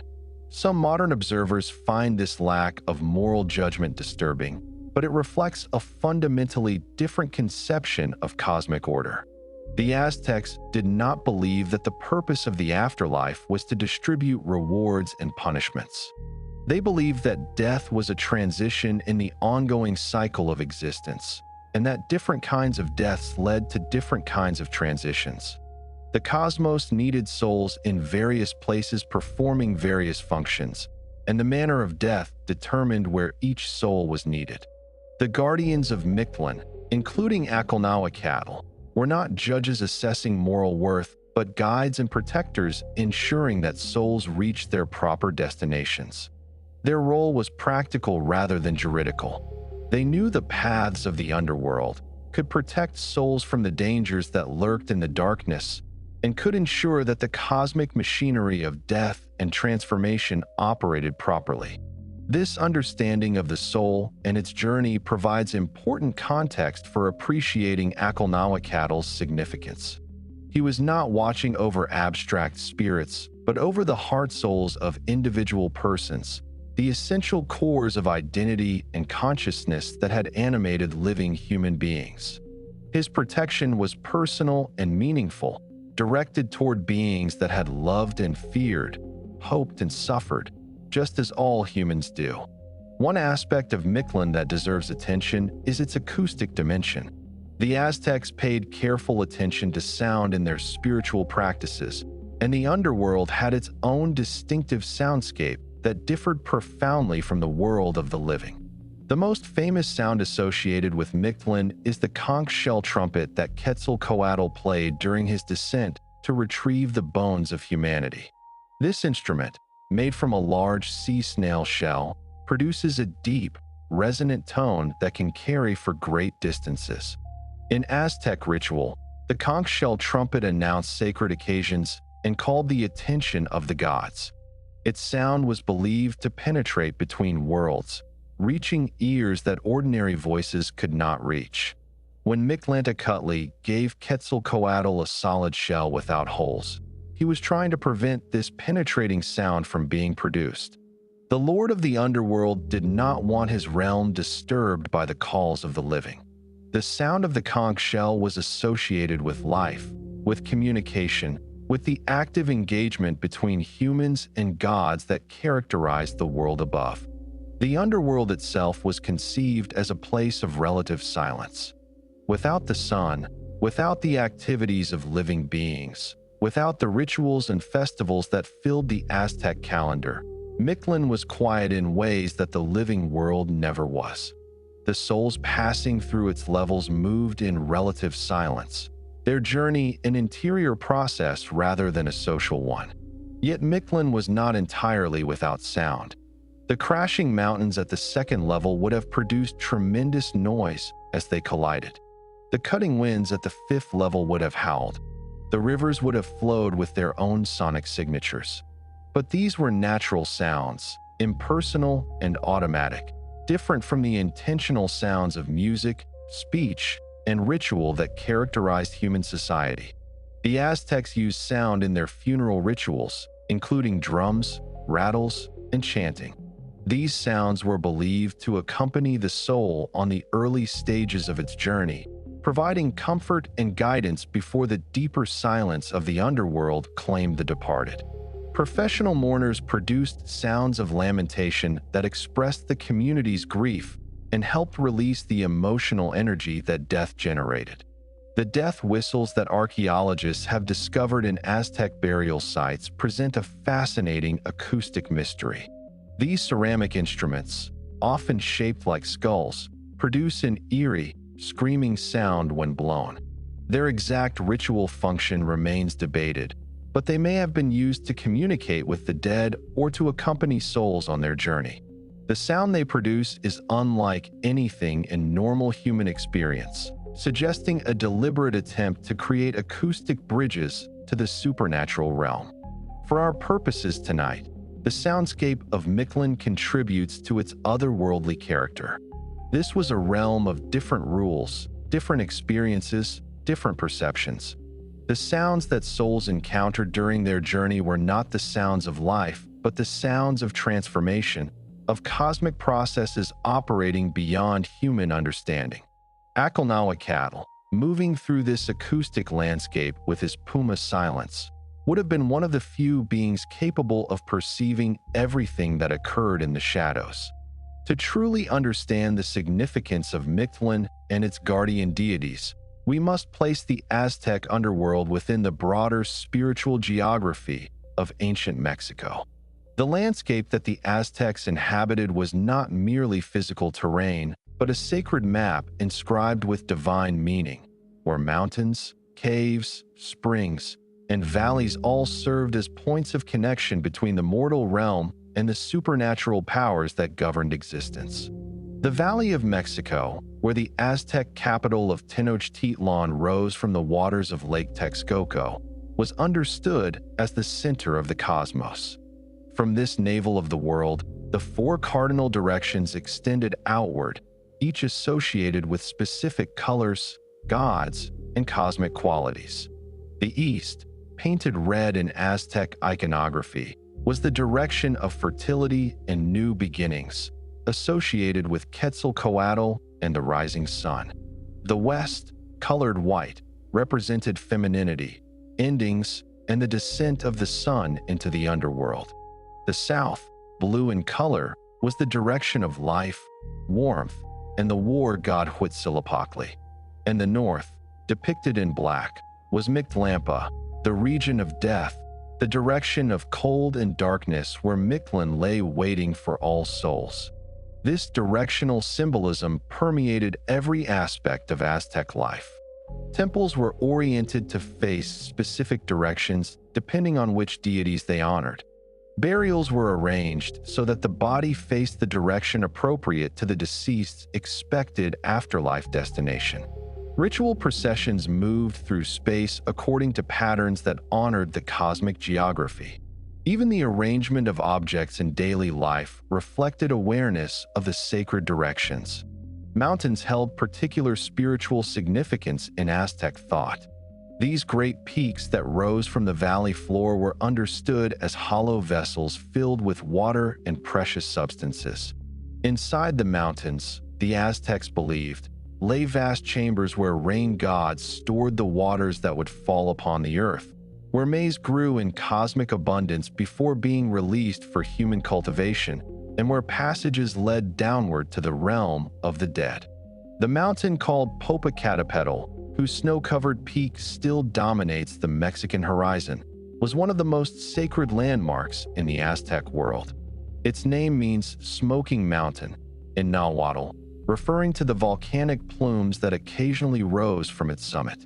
This mountain was married, in Aztec mythology, to the neighboring peak Iztaccíhuatl, the white woman, whose shape suggested a sleeping female figure. Together, these mountains represented the union of male and female principles that characterized so much of Aztec cosmic thought. Caves were the most direct entrances to the underworld, dark mouths in the earth that opened onto passages leading downward to Mictlan. The Aztecs approached caves with a mixture of reverence and caution, understanding them as places of power where the boundary between worlds grew dangerously thin.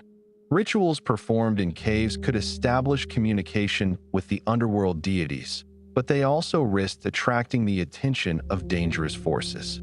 The most famous cave in Aztec mythology was Chichimastoc, the place of the seven caves, which served as the legendary origin point for the Aztec people and several related tribes. From this underground womb, the ancestors of the various Nahuatl-speaking peoples emerged into the light of day, beginning the long migration that would eventually bring them to the Valley of Mexico.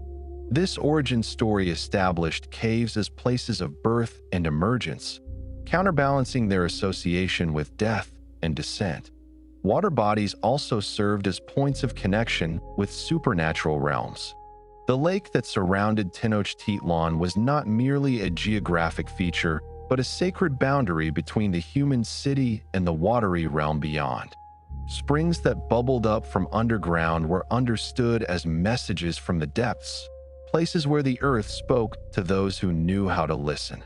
Rivers flowed not just across the surface of the earth, but between different levels of existence, their courses mapping spiritual as well as physical geography. The Aztecs believed that the cosmos was structured like a great tree, with roots extending down into the underworld and branches reaching up into the heavens. This cosmic tree, known in various forms throughout Mesoamerican cultures, connected all levels of existence and allowed for movement between realms under appropriate circumstances. The ceiba tree, with its distinctive spreading branches and buttressed trunk, was often identified with this cosmic structure, its physical form reflecting the shape of the universe itself. At the four corners of the world, great trees grew that supported the sky and kept it from collapsing onto the earth. These directional trees, each associated with its own color and cosmic quality, maintained the separation between levels of existence that made ordered life possible. Without their support, the Aztecs believed the cosmos would collapse into the primordial chaos from which it had emerged. This spiritual geography provided the context within which figures like Acolnahuacatl operated.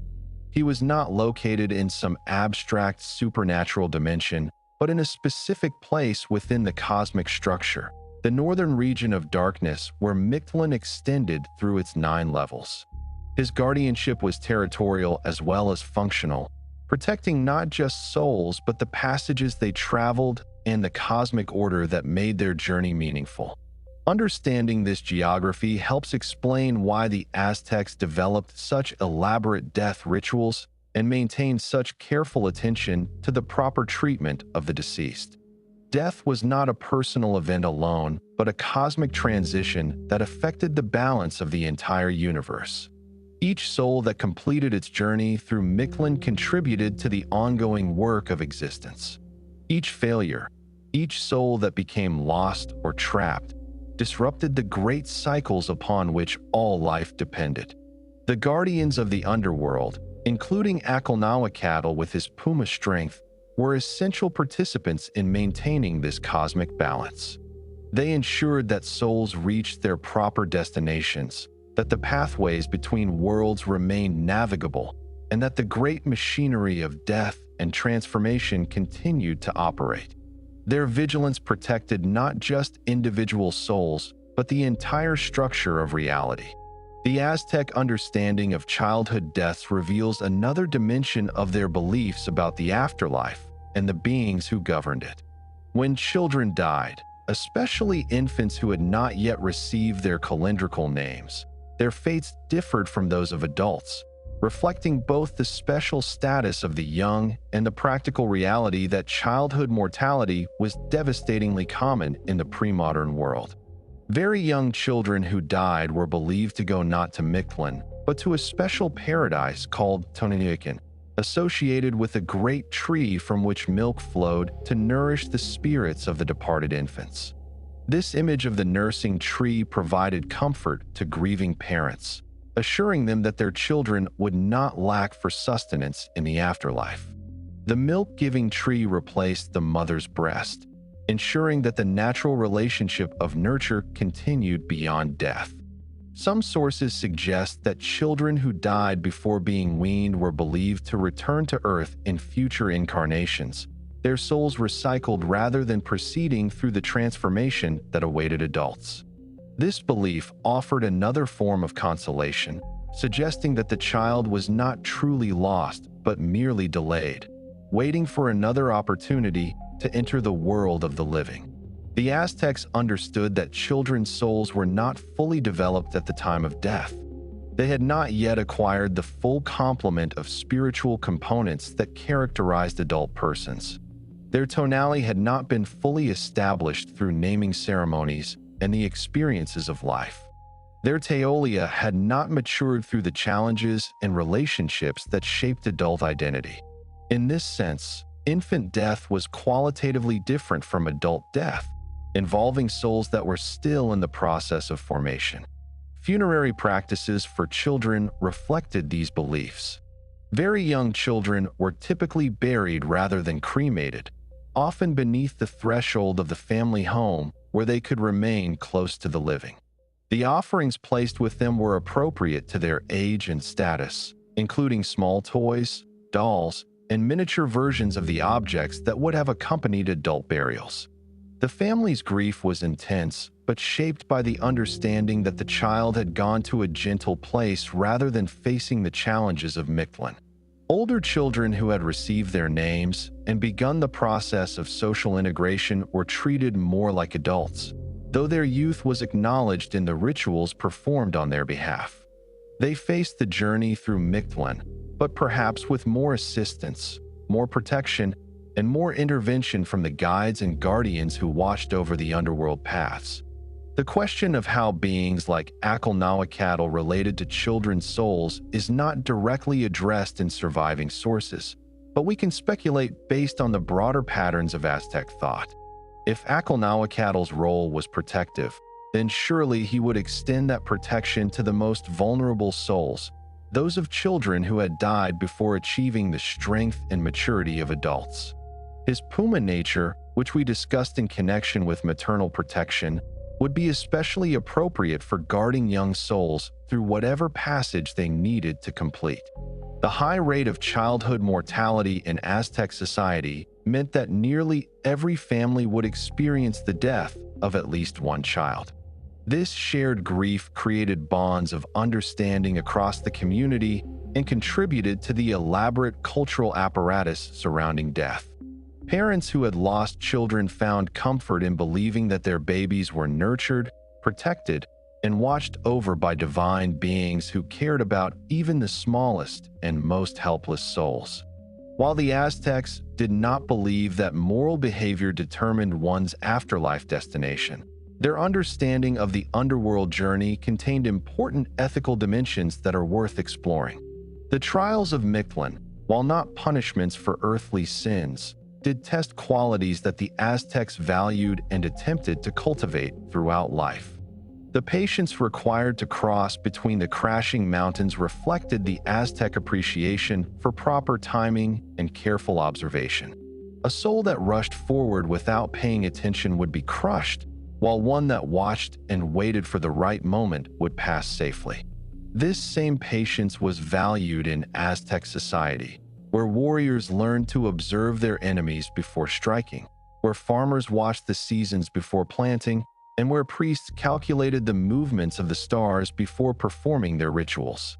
The endurance needed to climb the obsidian mountain reflected the Aztec recognition that worthwhile achievements require suffering.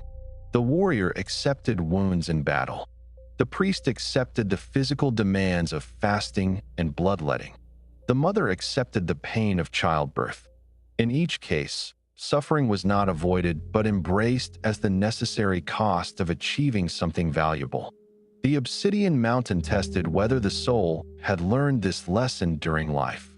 The emotional processing that occurred in the place of snow, where souls remembered their saddest moments, reflected the Aztec understanding that grief must be experienced and released rather than suppressed and denied. The mourning rituals that surrounded death gave the living permission to express their sorrow fully, trusting that this expression was healthy and necessary. The fourth level of Mictlan continued this work for the dead themselves, helping them release the emotional weight that might otherwise have impeded their progress. The stripping away that occurred in the place of cutting wind reflected the Aztec appreciation for simplicity and essential nature. The elaborate costumes and regalia that marked social status in life were ultimately external, covering an essential humanity that all people shared. The soul that emerged from the fifth level had been reduced to its core, freed from the accretions of worldly identity that distinguished one person from another on the surface of the earth. The confrontation with relationships that occurred in the place of arrows reflected the Aztec understanding that individual lives are embedded in webs of connection. No person lived or died alone. Every life affected others and was affected by others in return. The arrows that flew at the soul represented these relationships in all their complexity, both wounding and defining the one who received them. The surrender of the heart to the great cats at the seventh level reflected the Aztec belief that ultimate transformation required the release of individual identity. The heart that carried personal consciousness through all the previous trials had to be surrendered to something larger than itself.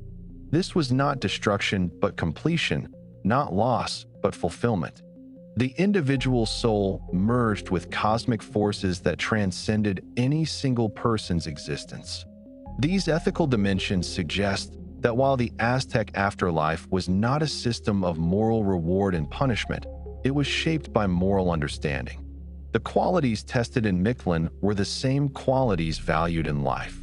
A soul that had developed patience, endurance, emotional honesty, essential simplicity, relational awareness, and the capacity for surrender would navigate the underworld more smoothly than one that lacked these qualities. In this sense, how one lived did matter, even if it did not determine destination. Guides and guardians like Acolnahuacatl were not moral judges, but they recognized the qualities that made souls' journeys easier or more difficult.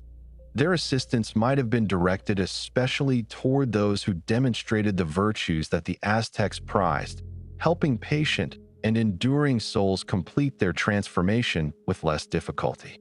Their protection might have been particularly important for souls that needed to develop qualities they had not fully cultivated in life, providing support through challenges that were especially difficult for them.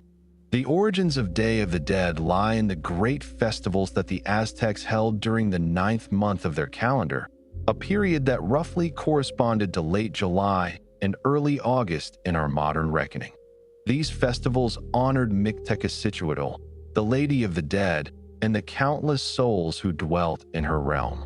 For the entire month, ceremonies were conducted, offerings were made, and the living remembered their connection to those who had passed beyond the veil. When Spanish conquistadors arrived in Mexico in the 16th century, they brought with them Catholicism and a determination to convert the indigenous peoples to the new faith. The Spanish priests recognized the power of Aztec death rituals and attempted to redirect them toward Catholic observances. They moved the timing of the festivals from their summer dates to early November, coinciding with the Christian holidays of All Saints' Day and All Souls' Day. This fusion of indigenous and Catholic traditions created something new, a celebration that retained many elements of the ancient Aztec practices while incorporating Christian symbols and meanings. The result was Day of the Dead as we know it today, a holiday that is neither purely Aztec nor purely Catholic, but a unique synthesis that reflects the complex cultural history of Mexico. The elements that survived from Aztec practice are numerous and significant. The offerings of food and drink, intended to nourish the spirits of the returning dead, echo the grave goods that the Aztecs placed with their deceased to sustain them during the journey through Mictlan. The use of marigolds, called simpasicul in Nahuatl, connects to ancient practices where these bright orange flowers were believed to attract and guide the spirits with their intense color and powerful scent. The burning of copal incense, used by shamans and priests since long before the Spanish arrival, continues to send fragrant smoke toward the heavens, carrying messages between the realms. The skulls and skeletons that have become iconic symbols of Day of the Dead draw directly from Aztec skeletal imagery. As we discussed earlier, the Aztecs did not associate skeletons with horror or evil, but with fertility, transformation, and the ongoing cycle of life and death. Mictlan and Mictlan were depicted in skeletal form not to frighten, but to represent the reality that underlies all flesh. Contemporary sugar skulls, chocolate skeletons, and skeleton decorations carry forward this tradition of engaging with death imagery in a spirit of acceptance rather than terror. The altars, or ofrendas that families create during Day of the Dead, serve the same function as the offerings that the Aztecs placed with their dead, providing for the spirit's needs and maintaining the connection between the living and the departed. A typical ofrenda includes photographs of deceased family members, their favorite foods and drinks, candles to light their way, incense to purify the space, and personal objects that connect to their memories and identities. These altars transform ordinary homes into sacred spaces where the boundary between worlds temporarily dissolves. The belief that the dead return during Day of the Dead to visit the living echoes Aztec ideas about the ongoing relationship between the two realms. The journey through Mictlan did not entirely sever the bonds between the dead and their living relatives. At certain times, particularly during the festivals honoring the dead, these bonds could be renewed and communication could flow between the realms. Modern celebrants may frame this belief in various ways, from literal expectation of ghostly presence to metaphorical understanding of memory and continuity, but the underlying structure remains rooted in pre-Columbian thought. La Catrina, the elegantly dressed skeleton woman who has become perhaps the most recognizable symbol of Day of the Dead, represents a fascinating evolution of Aztec death symbolism. The original image was created by the printmaker José Guadalupe Posada in the early 20th century as a satirical commentary on Mexicans who aspired to European sophistication. But La Catrina also evokes Mictlan, the Lady of the Dead, in her skeletal form and her association with death and the afterlife. The image resonated so deeply with Mexican audiences because it connected to something already present in the cultural memory, something that had survived centuries of colonial suppression. The contemporary cult of Santa Muerte, which has grown dramatically in recent decades, represents another expression of the enduring influence of Aztec death beliefs. Santa Muerte, the personification of death as a female skeletal figure who can be petitioned for protection and assistance, bears obvious resemblance to Mictlan and other pre-Columbian death deities. While the Catholic Church has condemned this veneration as heretical, it continues to attract millions of devotees who find in Santa Muerte a powerful spiritual figure that official religion does not provide. Day of the Dead celebrations have spread far beyond Mexico in recent years, carried by migration and cultural exchange to communities throughout the Americas and around the world. What was once a regional observance has become an internationally recognized holiday, featured in films, taught in schools, and celebrated by people of many cultural backgrounds. This expansion has brought both opportunities and challenges, as commercial interests sometimes reduce the holiday to costumes and decorations stripped of their deeper meaning. Yet the core beliefs that animated Aztec death rituals remain accessible to those who seek them out. The understanding that death is a transformation rather than an ending, that the dead remain connected to the living through bonds of memory and love, that we honor our departed by remembering them and including them in our celebrations. These ideas transcend any particular cultural context and speak to universal human concerns. Day of the Dead offers a model for engaging with mortality that many people find more appealing than the denial and avoidance that characterize much of modern Western culture. For those who come to Day of the Dead from outside Mexican tradition, participation offers an opportunity to reflect on one's own relationship with death and with deceased loved ones.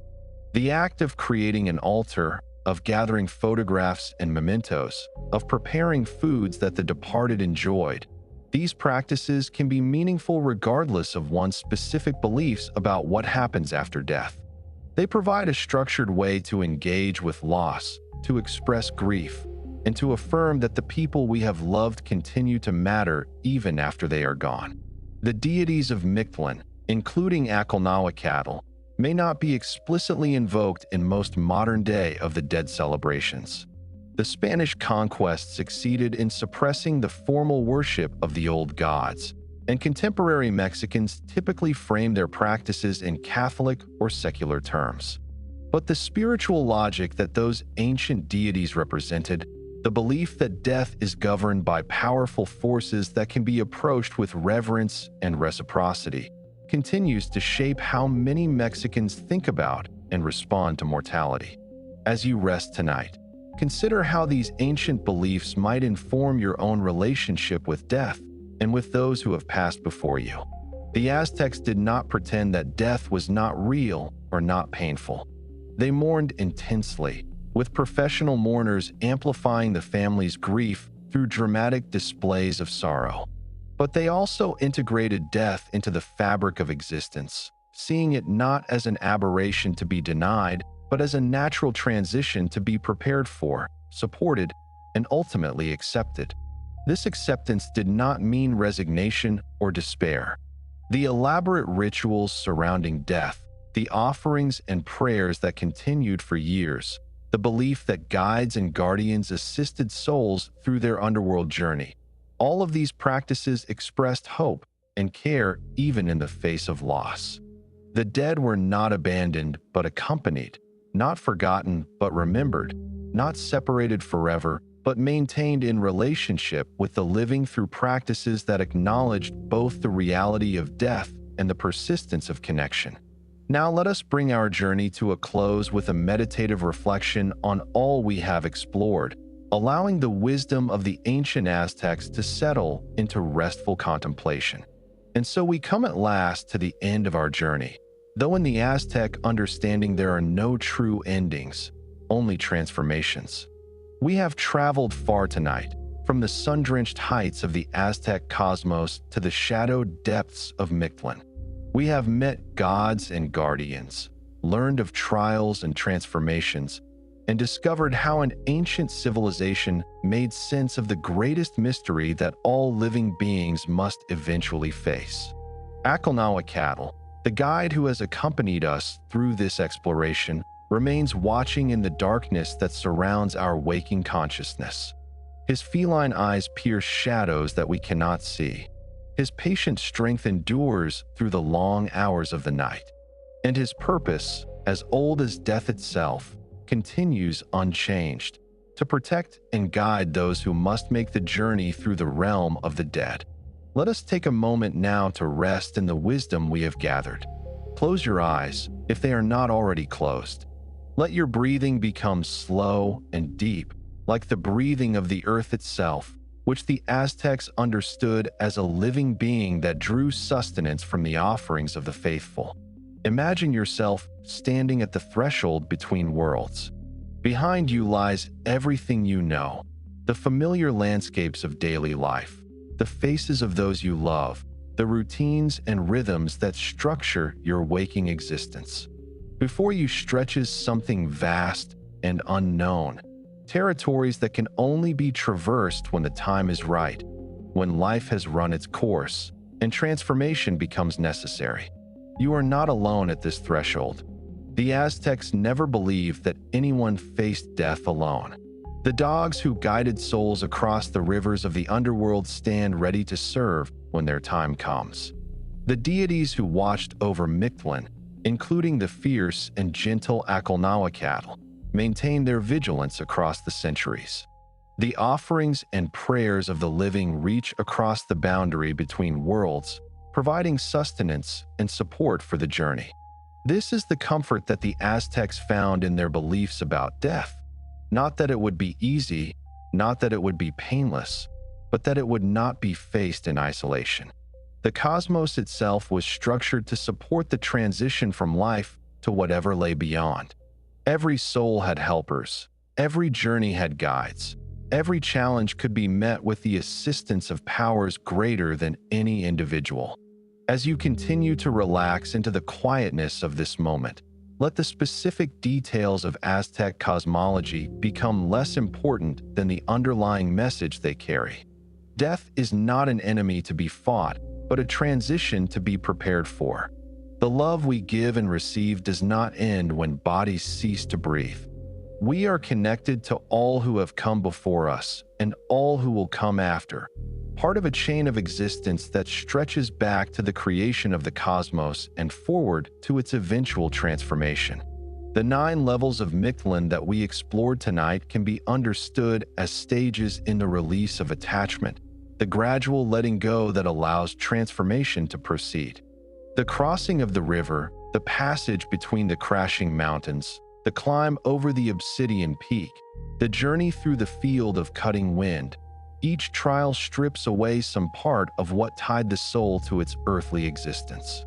By the time the soul reaches the deepest level, it has been purified of everything except its essential nature, ready to merge with the cosmic forces that sustain all being. This is not a process to fear, but to understand.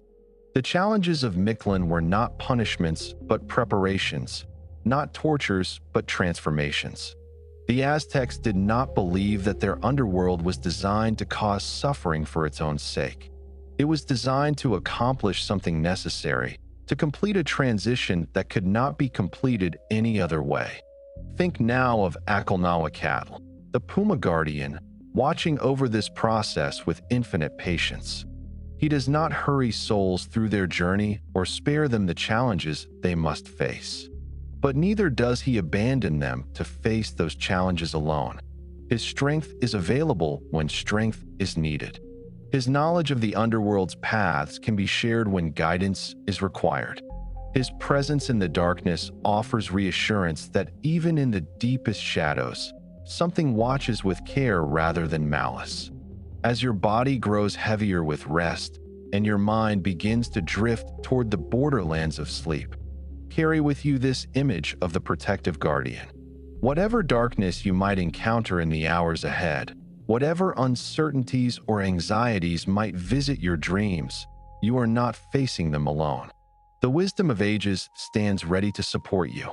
The strength of sacred beings, whether you call them by Aztec names or understand them through different traditions, remains available to those who approach with reverence. The Aztecs lived in a world where the supernatural was not distant and abstract, but immediate and personal. Their gods were not remote figures dwelling in inaccessible heavens, but active participants in daily life, concerned with the welfare of those who honored them, responsive to the offerings and prayers that maintained the cosmic relationships. This intimacy with the divine provided comfort and guidance that many people today, living in a more rationalized and disenchanted world, sometimes find difficult to access. Yet the underlying truths that Aztec mythology expressed remain as relevant as ever. We all face death eventually. We all lose people we love. We all need ways to make sense of loss and to find meaning in the face of mortality. The specific beliefs of the Aztecs may not be our beliefs, but the questions they addressed are our questions too, and the wisdom they developed deserves our attention and respect. As you drift closer to sleep now, let the specific words and images of this exploration fade into a general sense of peace and protection. The universe, as the Aztecs understood it, was not a cold and indifferent void, but a living system in which even death had its place and purpose. The beings who governed the realm of the dead were not cruel tyrants, but necessary participants in the cosmic order, performing functions that made continued existence possible. Mictlan awaits us all eventually, or whatever our own traditions call the realm beyond this life. When that time comes, may we face it with the courage and acceptance that the Aztecs cultivated through their rituals and beliefs. May we be accompanied by guides who know the way and guardians who will protect us on our journey. May the love of those we leave behind reach us even in the deepest darkness, and may we find at the end of our journey the transformation and rest that all souls seek. For now, though, the journey we must take is only the short one from waking to sleeping, from the bright consciousness of day to the gentle darkness of night. This daily death and resurrection, as some philosophers have called it, echoes the larger patterns of the cosmos. Each time we sleep, we practice releasing our grip on waking life. Each time we wake, we practice being born again into a new day. The Aztecs would have understood this connection intuitively, seeing in the rhythm of sleep and waking a reflection of the greater rhythm of life and death. So let yourself surrender now to the gentle pull of sleep. Let Acolnahuacatl watch over your rest with his puma vigilance. Let the ancient wisdom of the Aztecs, accumulated over centuries of reflection on the deepest mysteries, provide a foundation of peace upon which your sleeping mind can rest. Tomorrow you will wake to a new day, renewed and restored by the night's passage through unconsciousness. The sun will rise in the east as it has risen every morning since Quetzalcoatl set the cosmos in motion. Life will continue its sacred cycles, and you will continue with it, participating in patterns of existence far older and greater than any individual human life. Until that waking comes, rest well. You are held in the embrace of a universe that has been preparing for souls like yours since the beginning of time. The guides are ready, the guardians are watching, and the journey, whenever it comes, will not be faced alone. As we prepare to conclude our exploration, let us take a moment to reflect on what the Aztecs understood that our modern world often forgets. Their civilization, for all its aspects that seem strange or troubling to contemporary sensibilities, developed a remarkably sophisticated approach to the universal human experience of mortality. The Aztecs did not hide death away in hospitals and funeral homes. They did not pretend that mortality could be avoided through technology or positive thinking. They did not treat grief as a medical condition to be medicated away or a social inconvenience to be minimized. Instead, they built an entire cultural apparatus for engaging with death honestly, communally, and meaningfully. The elaborate cosmology we have explored tonight was not mere superstition or primitive speculation. It was a carefully developed system for helping people face the most challenging aspect of human existence. By populating the afterlife with guides and guardians, by mapping the journey of the soul through specific territories and challenges, by providing rituals that connected the living with the dead, the Aztecs gave their people tools for processing loss and finding meaning in the face of mortality. Acolnahuacatl, the Puma Guardian, represents one small piece of this vast cultural achievement. His presence in the Aztec pantheon assured the living that their loved ones would not face the underworld alone, that powerful beings watched over the passage from life to death, and that the universe itself was structured to support this most difficult of transitions. Whether or not we share the specific beliefs of the Aztecs, we can appreciate the wisdom embedded in their approach. We can recognize that death deserves our serious attention rather than our denial. We can understand that mourning requires community support rather than private suffering. We can accept that the dead remain connected to us through memory, through love, and through the continuing effects of their lives on ours. The modern revival of interest in Day of the Dead, the growing popularity of death-positive movements, and the increasing recognition that Western culture's avoidance of mortality is psychologically harmful, all of these developments suggest that the wisdom of ancient Mexico remains relevant to our contemporary situation. We have much to learn from cultures that face death more honestly than we typically do. Tonight, as you drift towards sleep, let the ancient wisdom of the Aztecs provide a foundation for peace. You are part of a cycle of existence that extends far beyond your individual life. The love you have given and received continues to matter even after bodies cease to breathe. And somewhere in the vast architecture of the cosmos, beings of power and compassion watch over the transitions that all living things must eventually make. Rest now in that knowledge, and may your sleep be deep and your dreams be peaceful. Thank you so much for joining me on this deep journey into Aztec mythology and the mystery of Acolnahuacatl, the Afterlife Guide. If you found this exploration meaningful, I would be incredibly grateful if you would consider subscribing to this channel. We create content exploring myths, folklore, and ancient wisdom from cultures around the world, always with an eye toward the deeper truths that these traditions preserve. If you enjoyed tonight's journey into the Aztec underworld, please take a moment to leave a like on this video. It helps others discover these stories and ensures that we can continue creating content like this.